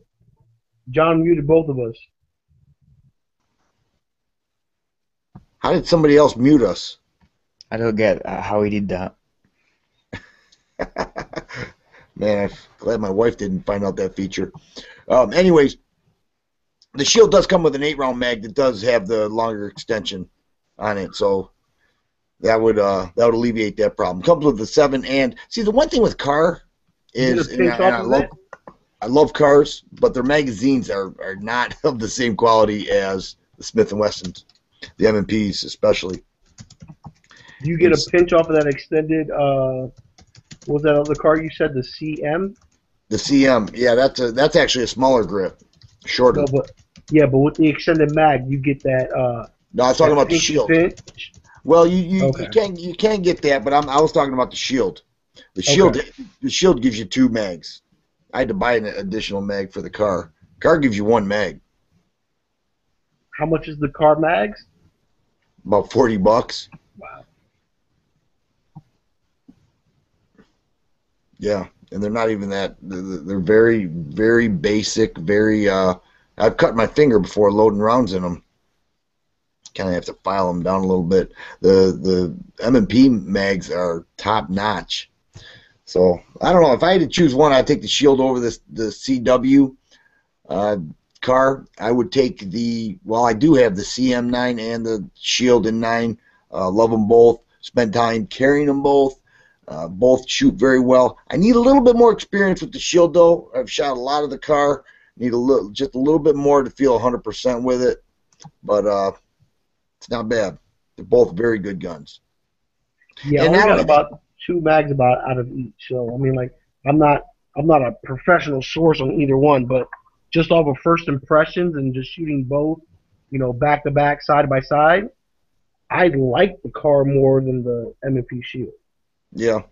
Well, and the car's less expensive too, but you get one less mag. So you're looking at, well, I don't know about where you're at, but where I'm at, you can get that CW for under $400. And right now the Shield's coming down to right around 400. So yeah, I think like if you wait like another 6 months to a year for the Shield, you're going to see the Shield take a dramatic price drop. I'd say probably about another like $25 to $50 within the next year, because then the hype will leave it, and like all the rush will leave it. So yeah, I've already seen it in Michigan. But I do like the fact that the car doesn't have the side safety either. So that's always a plus. I mean, like, if you know what you're talking about, you definitely don't want that safety. I mean, as much as people say it doesn't get in the way and blah, blah, blah, blah, blah, blah, blah, you still wish it wasn't there. Well, that's true, but I tell you one thing about the Shield is that it is very, very, it's like the smallest thumb safety I've ever seen. But would you still pay $20 more for the same gun that didn't have it? Well, depend on the gun. I'd buy that Shield again. Have you seen that? I mean, did you say you did shoot the Shield? Yeah, it was a Shield 9mm and it was a CW9. It was, I think it's my third or second most recent video. I did a side-by-side comparison, about a 5-minute video. Okay. Yeah. I'm waiting to put my Tavor I'll show you this.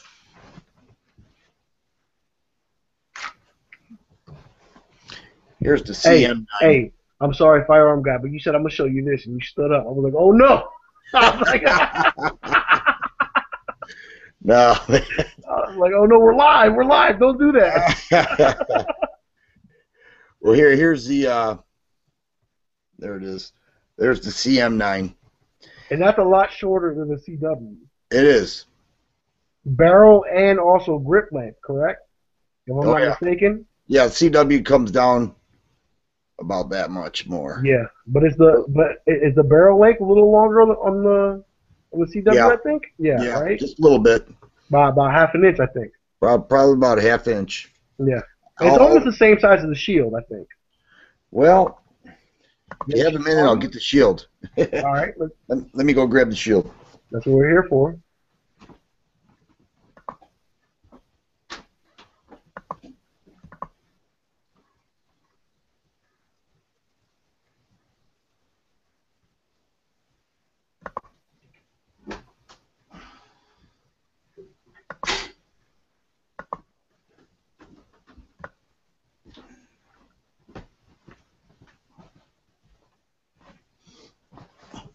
I will tell you that both these guns, I have custom-made holsters. By who? Multi-holster. No, I just dropped it. Is it Kydex? Yeah. There's for the car. Here's for the Shield. I can't wait to get a nice Kydex outside the waistband holster. I really want one. So here you have the Shield. Look at how thin that is. What's the width on that? Like 0.8 inches? Yeah, I would say right around there. If you you talked about the Glock. Yeah, like that's supposed to be 0.81 inches if you believe the ad. It's about the same width with the car and the Shield. The car looks a little fatter. Yeah, from that view, probably because it's stainless. Then if you look at the grip, Hang on. I've been carrying this car all day. I better.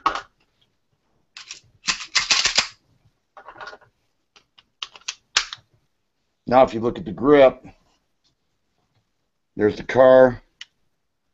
Whoop. I get somebody telling me, "Yeah, you're pointing the gun at your own head. That's real smart," but I'm actually not. You can see the grip's a little longer on the shield. I have the 7-round mag in now. The 8-round will probably go about another 1/4 inch lower to give you a full grip.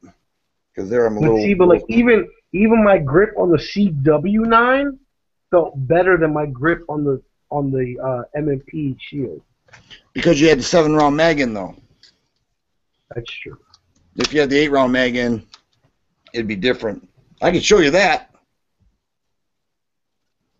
I'm sorry, you kind of glitched out. Let me grab that 8-round mag.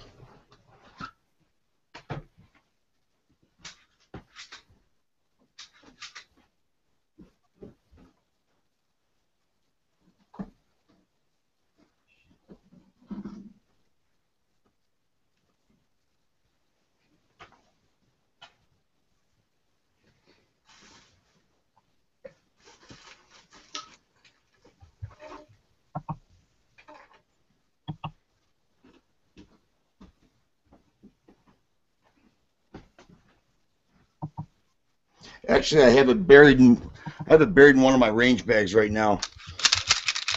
But anyways, it goes down about another 1/2 inch there, so you get a great feel.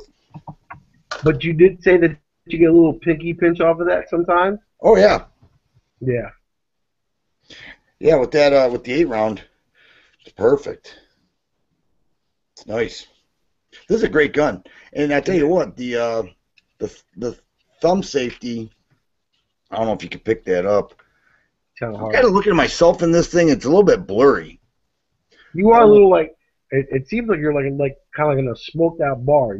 Yeah, that's what I see too. I'm not sure why, but anyways, the thumb safety is very, very minuscule compared to other guns. Very minuscule. Like you rub your hand over it and you don't even know it's there. It's kind of indented in the frame. I'm extremely left eye dominant, so I shoot left-handed.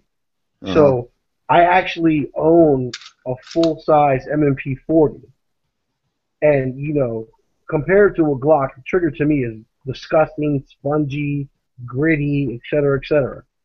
And even with the shield's better trigger compared to the full-size M&P 40, I still like the car's trigger better than the M&P shield. Oh, well, the car has a great trigger. Yeah. The car. Even though the shield is a new, improved M&P trigger, I still prefer the car's trigger. Mm-hmm. Yeah, you can't go wrong with either. And I actually like the springy reset in the car's trigger because like how the car's reset is a little springy and kind of like I don't know, eases your finger back out to reset. I like that. I really like that. I dig that.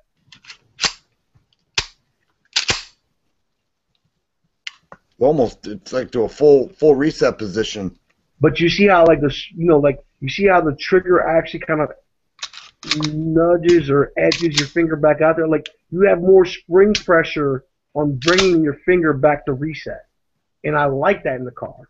Yeah. It's not enough to fling your finger forward, but it's enough to get you back to reset quicker than the M&P.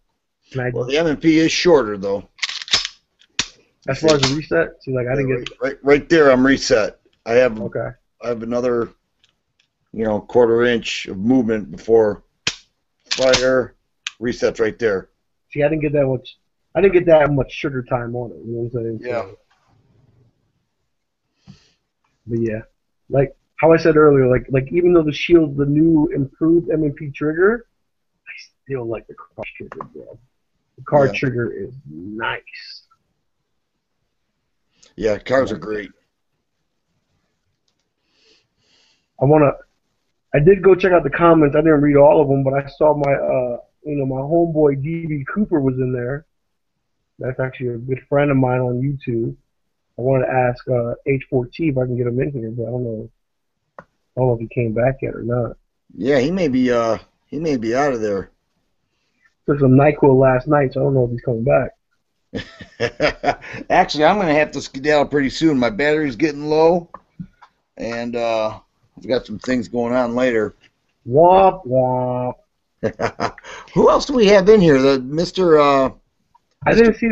I didn't go check out all the comments, but Looks like I said.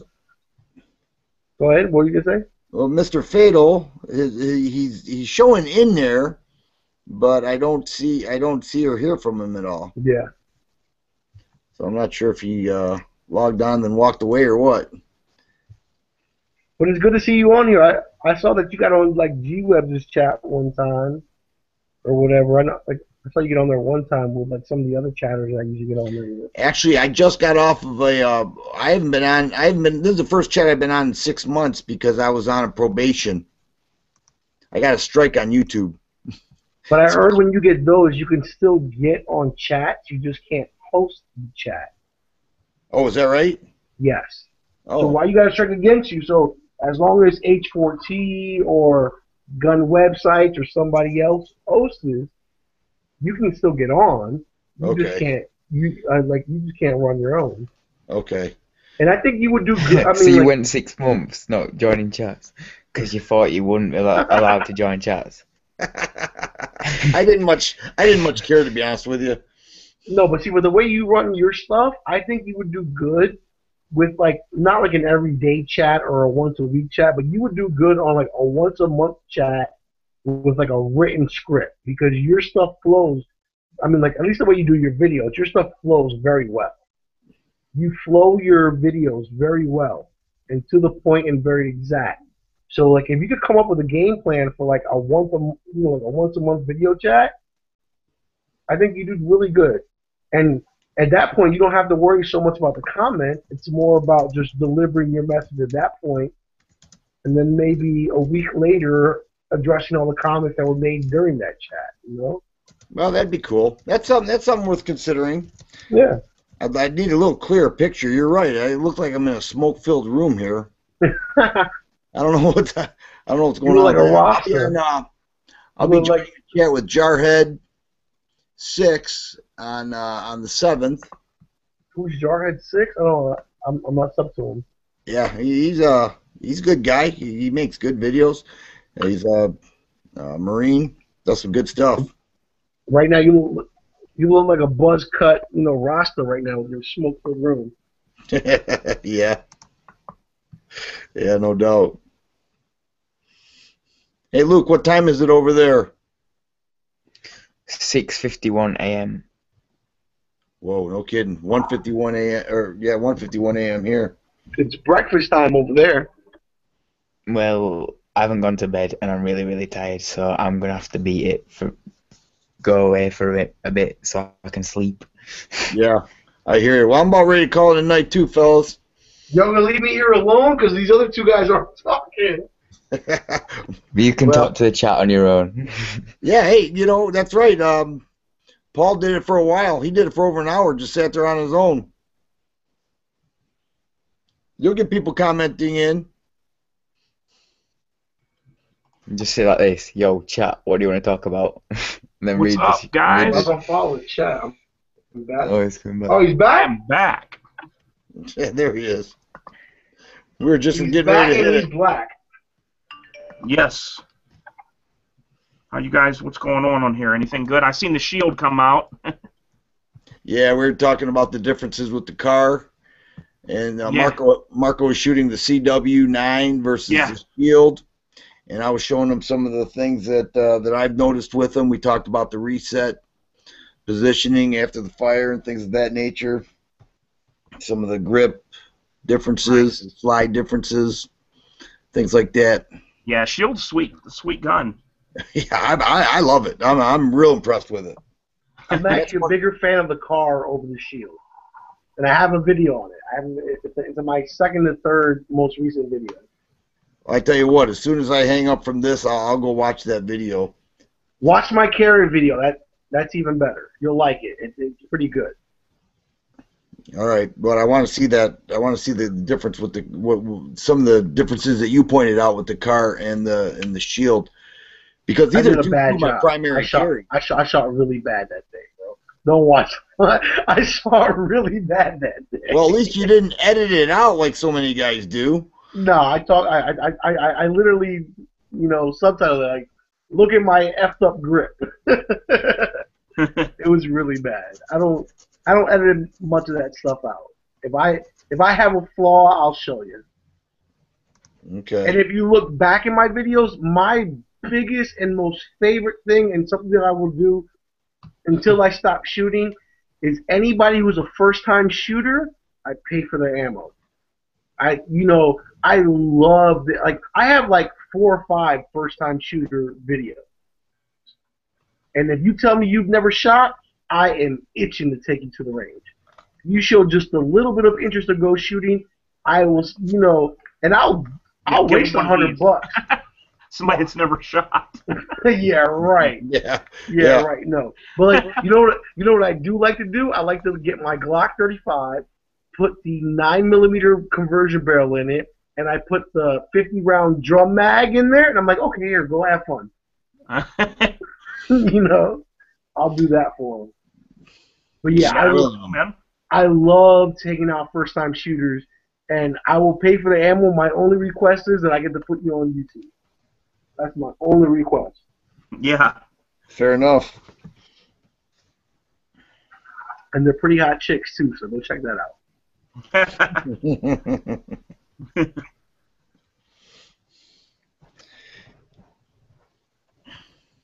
Hey, H4T, I was going to ask you, I saw my boy DB Cooper on the comments. I want to ask you if it was cool to send him a link.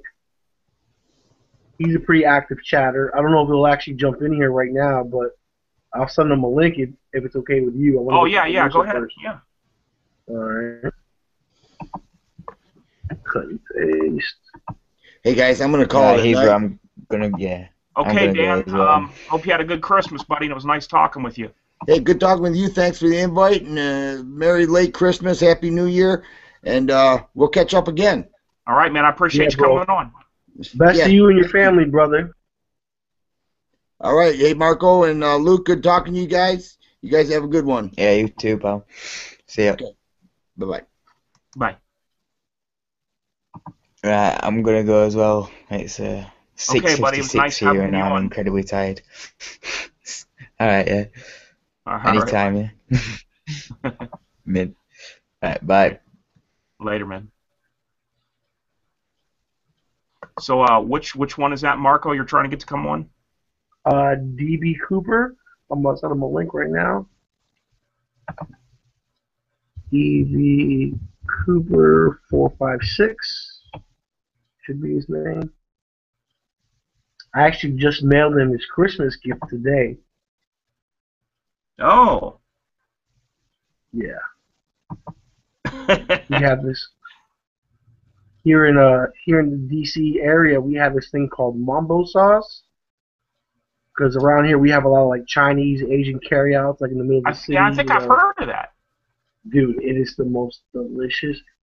All right, I'll send you some within the next month. It's cheap to send it, so it's not that problem. But the best way I can describe it, it's a mixture in between ketchup and A1 sauce mixed together. Oh. And you dip your fried chicken in it. Some people, because like what we get around here are whole chicken wings with fried rice, and that's like the platter of like the city, right? Yeah. And then you get this dipping sauce in it, and some people, people dip their chicken wings in it. Some people pour it on their rice, and I'll tell you what, you have never experienced sweet life until you had some mumbo sauce. That good, huh? Yeah. So just go ahead and PM me your address. I'll send it out to you, brother. It's not a problem. I usually go there and get it in like when you go to Asian carryout, you get like a large soup container or whatever. Yeah. So I usually get them to fill the whole soup container, and what I do for shipping is I'll take a Deer Park bottled water or something, and I'll empty out the water and I'll put it in the bottled water so it's easier for me to ship in case it like ruptures or pops open. It's less likely to happen in a bottle of water. Right, right. So I'll pour it into a bottle of water for you, ship it out to you, and you got to go out and find it. If you watch my DC Life series of videos, you'll see it. Cool, man, cool. So, what pistols, what all handguns do you have right now?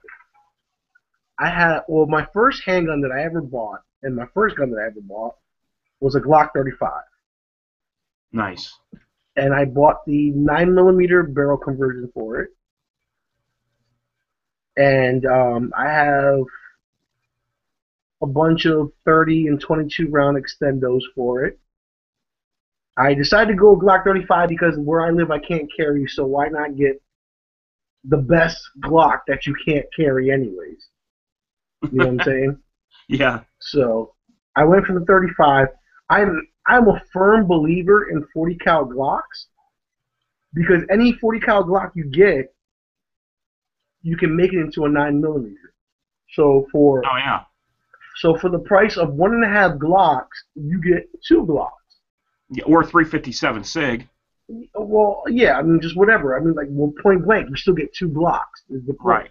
By the time you buy the barrel and the 3 matching mags for it, you spent $200. Yep.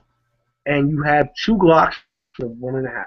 Less than 1.5 if you live in my state, because we charge too much.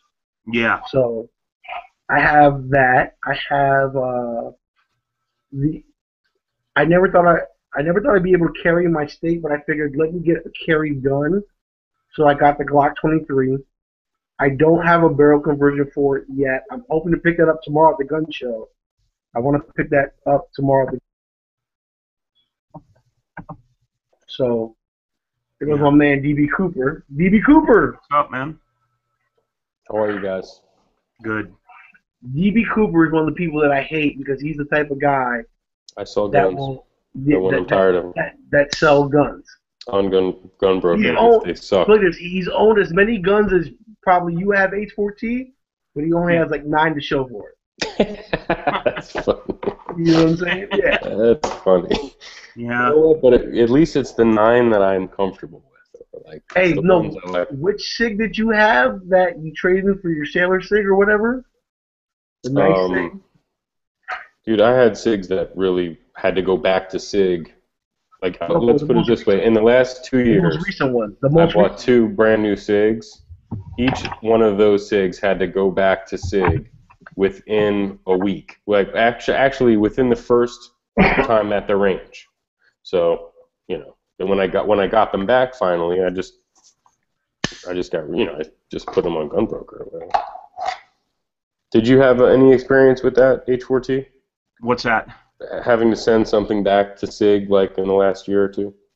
Yeah, I had the Scorpion, and they actually had to replace the ejector, not the extractor, but the ejector in the back of the frame. Gotcha. Are all the Scorpions 1911 frames, or? Yeah, mine was the Carry, which is a shorter barrel version. But all Scorpions are 1911s, right? Yeah, everybody kept saying, you know, well, it's your ammo, and you're not holding it right, and SIG said that there was a problem with the ejector, and they replaced it and sent it back. I have Glocks, you know, I'm into Glocks, but like, you know, the SIG 226, they have the new extractor. It's kind of like this. Yeah. It's sort of like that. So I brought a brand new SIG 226, brought it to the gun range.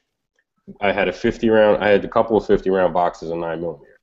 Within like 1 or 2 mags, it completely just blew out.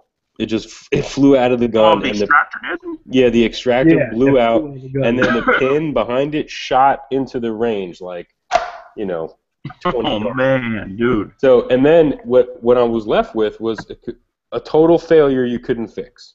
Yeah. It was like tap, rack, nothing. I had to use a knife to get the brass out. So then I sent it to them, and actually SIG took care of it, but the guy on the phone, customer service, was like, "Aren't you glad it happened at the range?" I'm like, dude, I just paid like $900 for this gun. It shouldn't happen anywhere. Exactly. So I just traded it off actually when I got it back.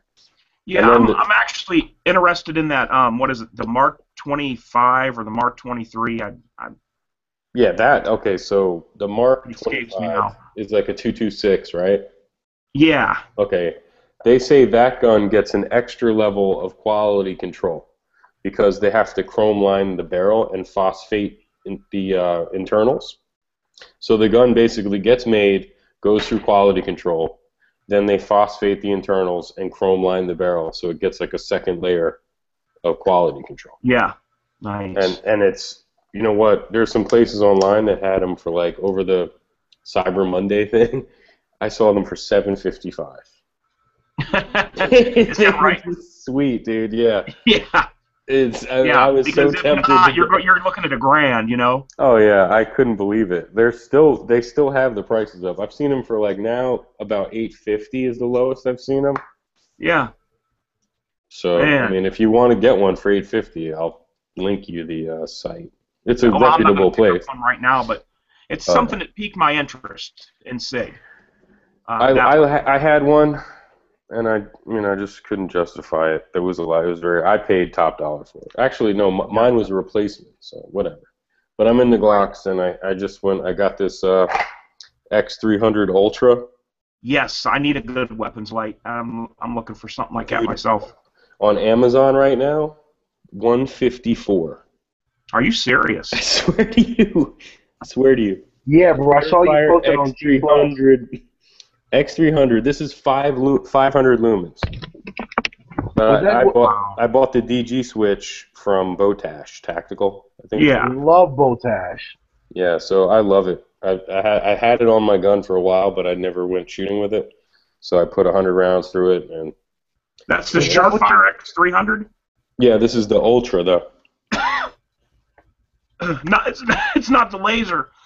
No, the Ultra is still just though, man. Yeah, the Ultra is the 500 lumen one, but you got to be careful with the Ultra because it doesn't fit all the holsters that the old 300 fit.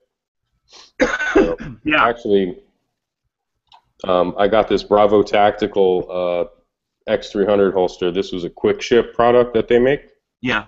So I only had to wait like 4 or 5 days, and they have a discount code, so I paid maybe like $60 for it.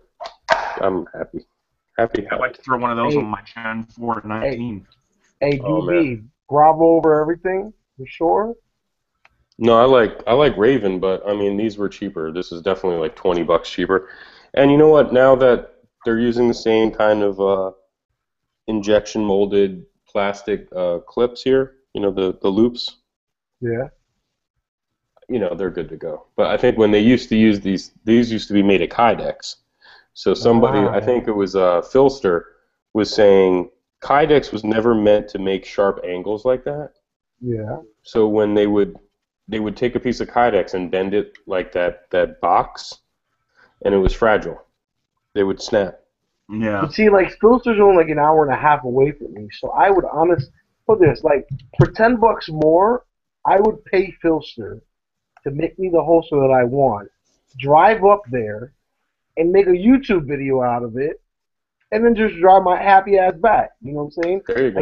I get to make a video, I get to meet another cool YouTuber, and I get a fucking quality product out of it. You know what I'm saying? How can you go wrong? He makes good stuff. I just feel like, you know what? Bravo and Raven are great companies, and they're just, I don't know. They're just like the standard. I don't know. I feel you, but at the same time, like, I'd rather get a guy who actually put his hands on it. He knows what he's doing, man. I just started watching his videos. He definitely knows what he's doing. I was going to put this link in there. Can you see the internal link that's just for us? Yeah, H4T got all that. Yeah, I can see it. Okay, I'll put the Surefire on Amazon because this is too good to be true. Because this what did you post on Google Plus? Like, how long ago was it? Like maybe like a week and a half ago, 2 weeks ago. Like, you posted some weapons like that you said you paid like $200 for, and now it's down like $160. Yeah, it was on Amazon. It was on Slick Guns. You know Slick Guns, like they have all those deals and stuff. It was $154 with free shipping, and now the deal's gone. It was right before Christmas. Ah, that's what it was. Yeah, and you know Ralph got one. Oh, he did? He ordered one. Yeah, he was like, thanks. And then someone else ordered it. It was like, gee, wow, that's awesome. Is Ralph doing Edge's chat, or did he post this one in there? No, he posted the other one. Oh wait, That's cool. someone got a TLR1 630 lumens for those TLR1s are great. How much is that one? They're like 100. This guy's saying in your external chat, it's 118. But do you, tell him to send me the link to that. Yeah, John Clayton. But do you really think you need that many lumens on like an actual weapon light? I mean, like I think, honestly, like I think 60 lumens coming off your weapon is sufficient. Yeah, I think anything 80 and over is considered tactical. 80 and over. Right? You know, anything over like 80 and over, it's just because, like, I don't know, like you're just trying to be extra cool, you know? Which, I mean, like, I'm not going to hate on somebody for having a 300 weapons lumen light, but if you paid 300 for it, I think you overpaid, you know. No, I mean, I'm just kind of looking at that price, man, for that, you know, for 118 to get into a TRL1 like that is pretty sweet. Yeah, because, I mean, like, I honestly think for the average Joe American who isn't a gun connoisseur like we are, if you're really trying to, you know, tell them, hey, listen, you should get a weapons light, I don't want to tell them, hey, listen, you should get a 300 lumens weapon light. You should get, you know, a 60 that's the cheapest 80 or 100. Well, dude, you know what? All these companies, they measure their lumens differently. So, like, I used to be a flashlight nerd, and, like, it's out the front. Are a nerd. You might not be a flashlight nerd, but you definitely see like they can measure it out the front or like at a certain distance and all this shit. And you know what? After like 300 or 400 lumens, you can't really tell the fucking difference, man. But you might as well get the latest, best. You know what I mean? If you're gonna pay $100 or whatever, you might as well just get the best. Yeah, but then there's a difference between paying $100 and even if you catch a good deal at 160, 180. Yeah, but you know what's great about, you're not thinking about, like, on my Surefire, I can take it off and then put it right on my rifle. Like, right, that's what Larry Vickers does, the guy. Right, but here's the thing, though. You know, some of these you got to watch, too, because, like, even this TRL1, while I'm sure it's a good light, sometimes the way they rate lumens, sometimes, you know, they rate it, like, from the diode and not from out of the front of the glass. Exactly, yeah, I was just saying that. They cheat. So this, I'm sorry, I was... Oh, no, it's cool. But, you know, this may be like 350 lumens by the time it gets through the lens. Exactly. You know, who knows? Right. We don't know if it's out the front or not. Right. But my point is that, you know... Well, you have to wait for nothing fancy to do an hour review. Dude, he'll have out his light meters. Yeah, light meter. Tell how many lumens it is out of the front. And the what's the thing called, like, where you measure speed, where you measure, like... feet per second? No, like, what's the thing that measures bullet speed? Oh, my God. Oh, a chrono. A chrono. Yeah, so he's going to have a light chrono to measure how many lumens come out at X distance. Oh, yeah. Out in the desert, you know, in the middle of the night for a real field test. I watched his 4-hour review of this TLR1. It was a good review. 4 hour? Part 2, part 3. Yeah, would it come on like 2 VHS tapes like Scarface did? Yeah, well, I broke it up into different days, you know. Like, I watched, you know, so anyway. But I was going to say, you can put them on your rifle. So, what I was going to say is people were like, okay, anything over 200 is going to blind yourself. It's total crap. I mean, unless you're like 10 feet, or not even, like 5 feet in front of a white wall, I tried it myself. Like, I woke up, I was like, hey, let me try to blind myself with this thing. And I can't. Not in my house, but like only if I'm right up on the wall. Your eyes were already like adjusted to dark light. Okay, exactly. Okay. Yeah. Like I blasted my kitchen with it, and I could see it was fine. And then I put it maybe like an arm's length away against a white wall, and yeah, that blinded me. That's too close. But like, don't worry about down your hall. You're not going to blind yourself. You know what I mean? It's ridiculous. So yeah, I don't believe the hype. But at the same time, okay, so you say you're preaching to the consumer that owns a pistol and a rifle. And you realize that most gun owners don't own both. Mm-hmm. You're looking at one or the other is the majority. Yeah. So well, it's good to have options. I'm just saying, like Larry Vickers. It is. But like, he's all demographics. He's one of the great trainers. He's one of the great 1911 guys. You know, he's like a legend. You know, Larry Vickers. He's a trainer. And he said he made sense that if you're going to buy less than 1% of gun owners know his name. Of course, but what he said made sense. Buy something, buy a good light, and all you need is one, and you can transfer it to your AR. You can transfer it to your Glock. You can put it on your 1911. You can put it on your SIG. Yeah, You you're don't not need a gonna whole be shooting bunch. 2 guns at once, so. Yeah, you don't need a whole bunch. Like you just buy one. I see like people buying the like the Surefire Scouts for their ARs and shit. They're like $300, $400. It's ridiculous. You don't need it. You know what I mean? Like, I think you'd be fine with the X300. Hey, H4T. So I don't have a shotgun, but I already have a shotgun that I want in my head. I want to get your opinion on getting a tri-rail I think it's called the forearm grip or whatever. You know, just the shucker or whatever. What do you Yeah. think about having a rail like either a because all the tri-rails that I see are plastic, and I'm not a big fan of ATI, so I don't want that six-sided thing that they have where you can put Picatinny rails on that. At that point, I'd rather get the plastic. So, like, what are your thoughts on that? As far as I would put a foregrip on it to constantly shuck it back. So, what do you think about the plastic rails and that force constantly, like, shucking it? yeah, I mean, it's going to be a little heavier, but I'd rather go with aluminum. Really? Even something low-grade aluminum like ATI? I don't know. I mean, Because I know Pete puts ATI like, on all of his shotguns, but I Yeah. mean, like, no offense. I mean, like, I do like the guy, but I don't know if that's really him or if that's product placement, let's just say. right. I have seen because if you know on the Kel-Tecs, the shotgun on the Kel-Tec, that rail on the bottom of that is plastic, and I've heard and I've seen a couple pictures of where somebody snapped that plastic rail with the foregrip on a Did Kel-Tec. the Mossberg or the it was either the Mossberg or the Remington had an original tri-rail forearm grip, I think.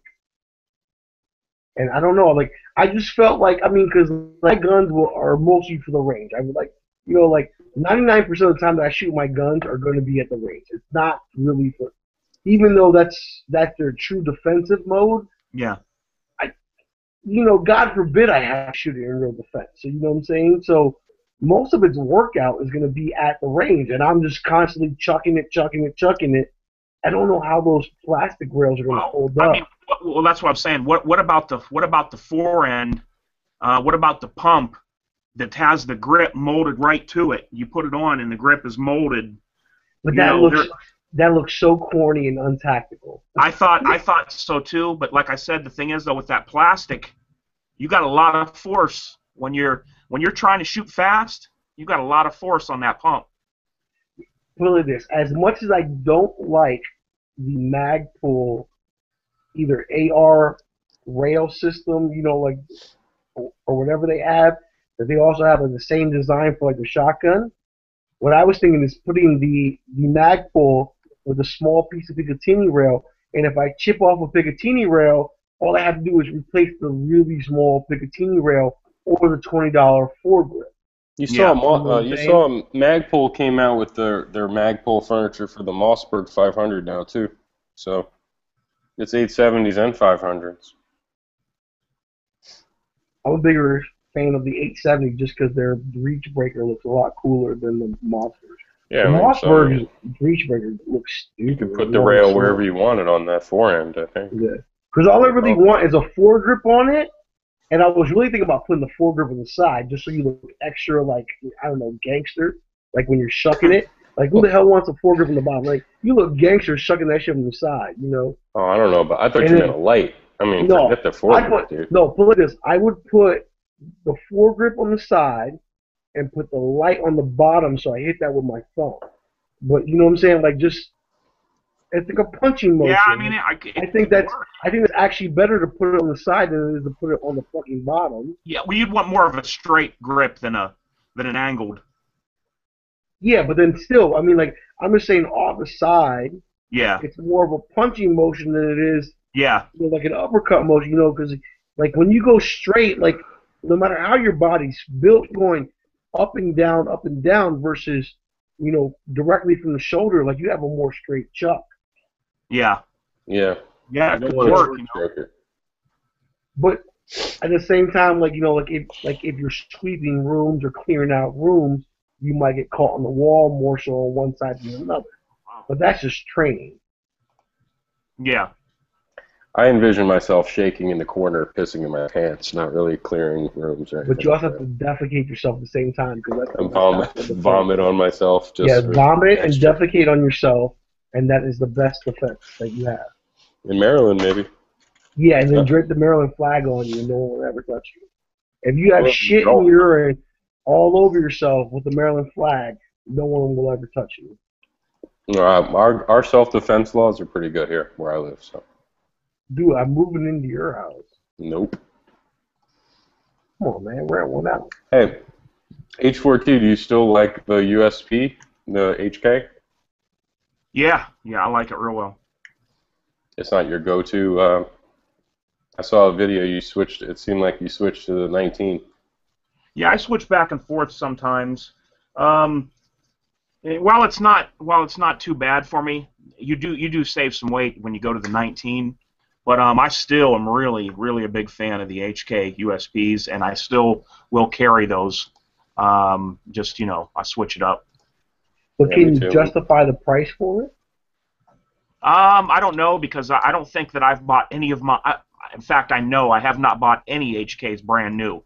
So it was either a trade or I got a good deal used. But yeah, if you're going brand new, man, they are pricey. Yeah, so I mean, like I'm just saying for for the average consumer, first no, I wouldn't tell them. Buyer, send me a message. I don't tell them to buy that.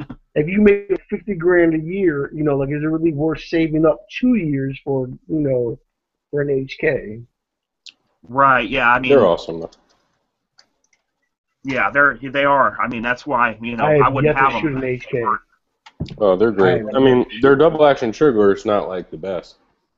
I think like the Sig might have a better trigger, but I'm going to DB's house so I can shoot all of his HKs. I ain't got none left. I'm a Glock guy now. It's okay. You'll have some by the time I get down there. Hell no. I'm going to talk you into buying every HK that I can get my hands on before I get down. I had every one that I ever wanted. So I had a P7 M8. I had the HK45. Did you have the squeeze the cocker joint or whatever? I had two of them. You had two of them? I had one that was never fired. Yeah. When I was making good money. I had one in a box that never was fired. It was like a born date of like 1999 maybe. Nice. And then I had one that was beat up and I would just shoot it. But those guns, you got to realize, they weigh more than a 1911. And you got 8 shots in 9mm, 8+1, and I just couldn't justify it. Like after I became like a Glock fanboy, I mean, Glock 19 it's like the ultimate compared to that. I don't know. Hey, quick question, like on the personal tip. Hey, DB, are you gonna be home tomorrow in the afternoon? No, I'll be out. Damn. But no, I'll be in and out. I'll be back by like 5, 6. Oh, you guys live that close? No, I live in another state. I live down south. Oh. I met this guy on these gun chats. Oh, okay. This is my main squeeze right here. Back when we used to gun chats used to be about guns. Nowadays they're like about camels and shit. I don't know. All kinds of different stuff. Yeah, I try to keep it pretty much. I just started doing this, and I like it. Like I said, and I love them. I don't care if there's a ton of people or not. I still plan on doing these. I don't know. I like it. So I could talk about guns for like 30 hours straight. Probably. Yeah, that's the way I am too. I kind of like when people send me comments and I answer them and different things like that. It's kind of fun. Start talking about movies and stuff. It's okay, but like bring it back to guns eventually. Sometimes they never get back. Sometimes to guns. Sometimes it varies off, but it'll get back. It always goes back to it. So. And the best part is like when you have people that are willing to talk about guns and the people that know about guns. Because by the time you get like these tourists in these chats, it's horrible. Yeah. They're tourists. Tourists. Oh, tourists. No, it's tourists. Tourists. Hey, Marco, how do you say that next time for when I start one of these broadcasts, how do I get it to where I can see my comments on YouTube? Okay, so listen, like there's 2 ways for you to start these broadcasts. One, you can do from the YouTube homepage, which if you go to YouTube, that's what I did. Live events. Yes, and right next to the YouTube homepage in the search tab, there's an upload tab, and if you go to upload, off to the right, there's a hangout thing. Okay. You see what I'm saying? Yeah. Okay. Is it If you like do the it that green way, Hangout logo? huh? It's like the green Hangout logo. No, Oh, okay. because that's a Google Plus logo. But okay, so if you go to YouTube.com, to the right of the search bar, you will see a tab that says Upload. And if you click on the upload, that's the same way how we all upload videos. Yeah. So, all right. So if you click on that link, and there's the main upload tab right there in the middle.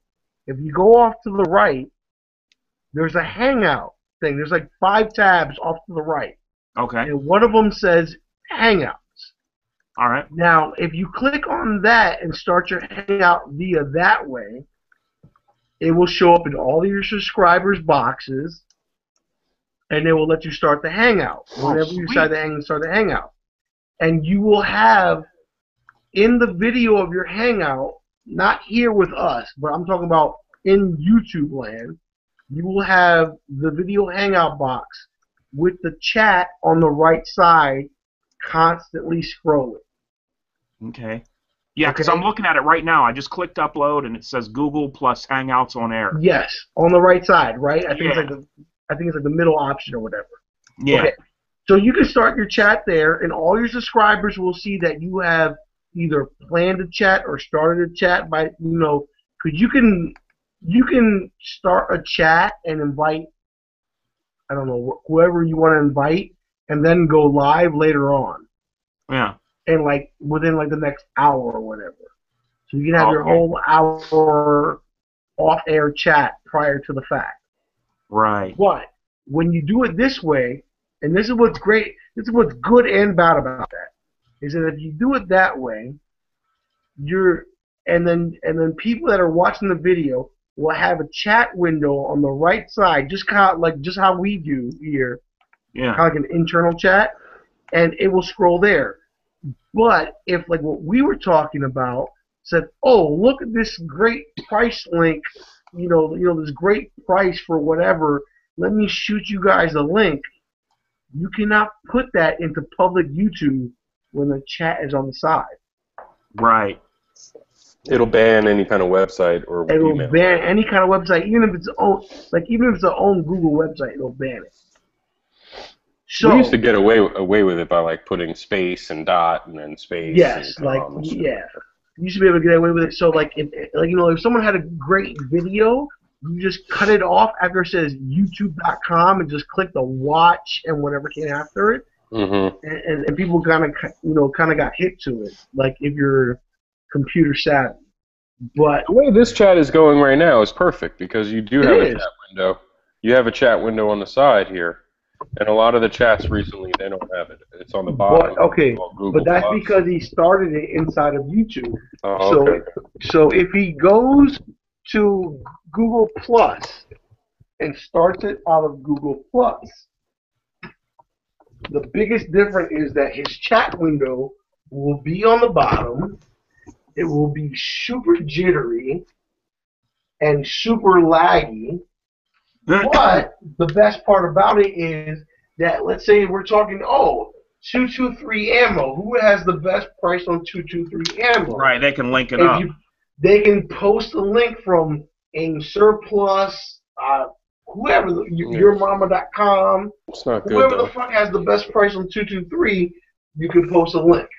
So this is the best way because the other way it takes 30 minutes to see the comment. Did you notice that these chats now, they used to have 256 comments and stuff, 300 comments. Now, if it's a Google Plus thing where it's like what you're describing, I'll look back and it'll be like 30 comments because everything gets shared on the Google Plus pages, so no one can respond.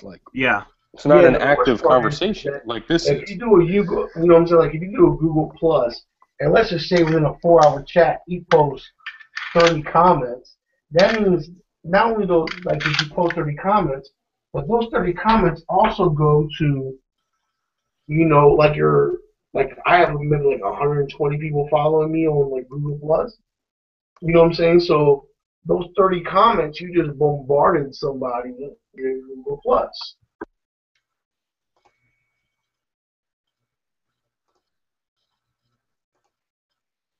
Yeah, however, I like the way this is going. This is like how the chat's supposed to be. This is With good. an external chat, it says there's 20 people watching or whatever.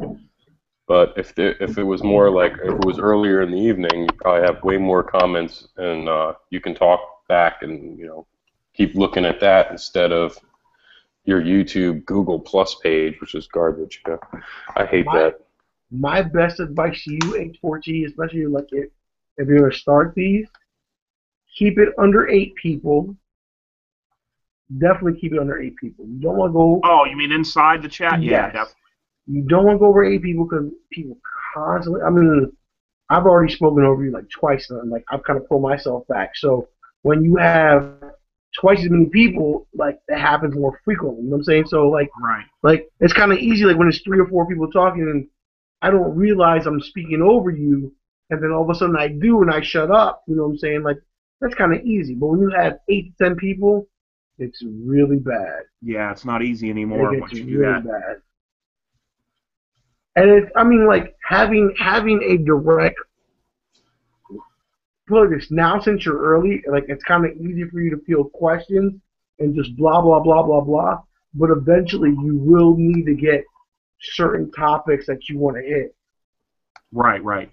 You will want to do that. Do you have any set days that you're going to host chats, or it's just whenever you feel like it? I'm not for sure, but I see that you can schedule it up, and your subscribers will see when you're planning on doing one. Yeah, that's cool. It's not so much that, but it's just so many other channels are doing them that you're going to want to hit a day when it's like an off-peak hour or like when you can find your slot. You know what I'm saying? Because you know what I'm saying? Like you don't want to go up against Yankee Marshall or whatever. I mean, because that's just ignorant. You know what I'm saying? Like, especially like if you're trying to get the best audience possible. You know what I'm saying? He doesn't host chats anymore. But when he used to host, he had 600, 700 viewers. But that was in watching the the one gun chat. crunch. Yeah, that was a crazy time. He falls off to about 200 now. So. But he's not hosting now, so.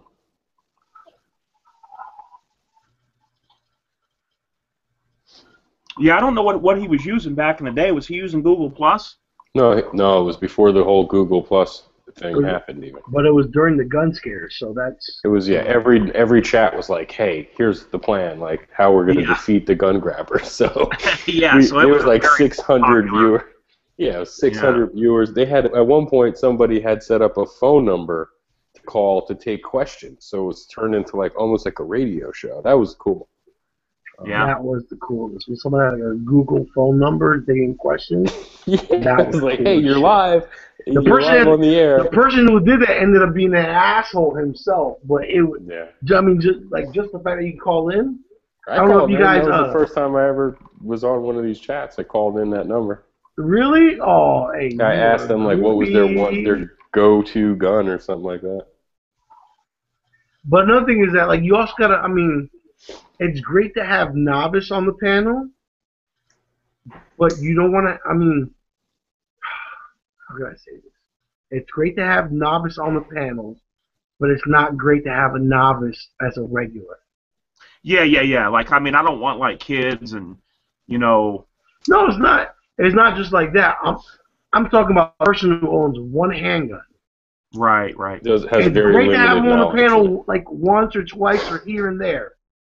But if every answer he ever gives is going to be Glock 19, you got a problem. Like me, basically. No, but that's true. You're right about that. Although I do say Glock 19 now for everything. I say Glock 19 for everything, but I own 5 other. You know what I'm saying? Like you can own 8 other guns and give other recommendations, et cetera, and have and have field practice with whatever. So. Firearms guys. For example, like H4T, seriously, like by the time you get going, no offense, but Mr. Fatal, this guy who's been in this chat, has yet to say a word. And whether he has a mic or not, like I know John didn't have a mic earlier, and I'm assuming you knew him personally via whatever. But you know what I'm saying? Like you really gotta be able to scan your like. I haven't heard John say or Mr. Fatal say anything. We Yeah, think he's a Russian I don't think spy. he's got a mic or some deal. So We think he's a Russian spy. yeah, he might be a Russian spy. Hey Jay. Yeah, yeah, definitely. You know what I mean? Once I get to learn the ins, you know what I mean? This is just something new. I wish I could hook up my Canon camera and use that for a webcam instead of this one on the computer. You might be able to. I don't know if I can do that or not, but that would, this camera's just not good quality. Hey, girl. Hey,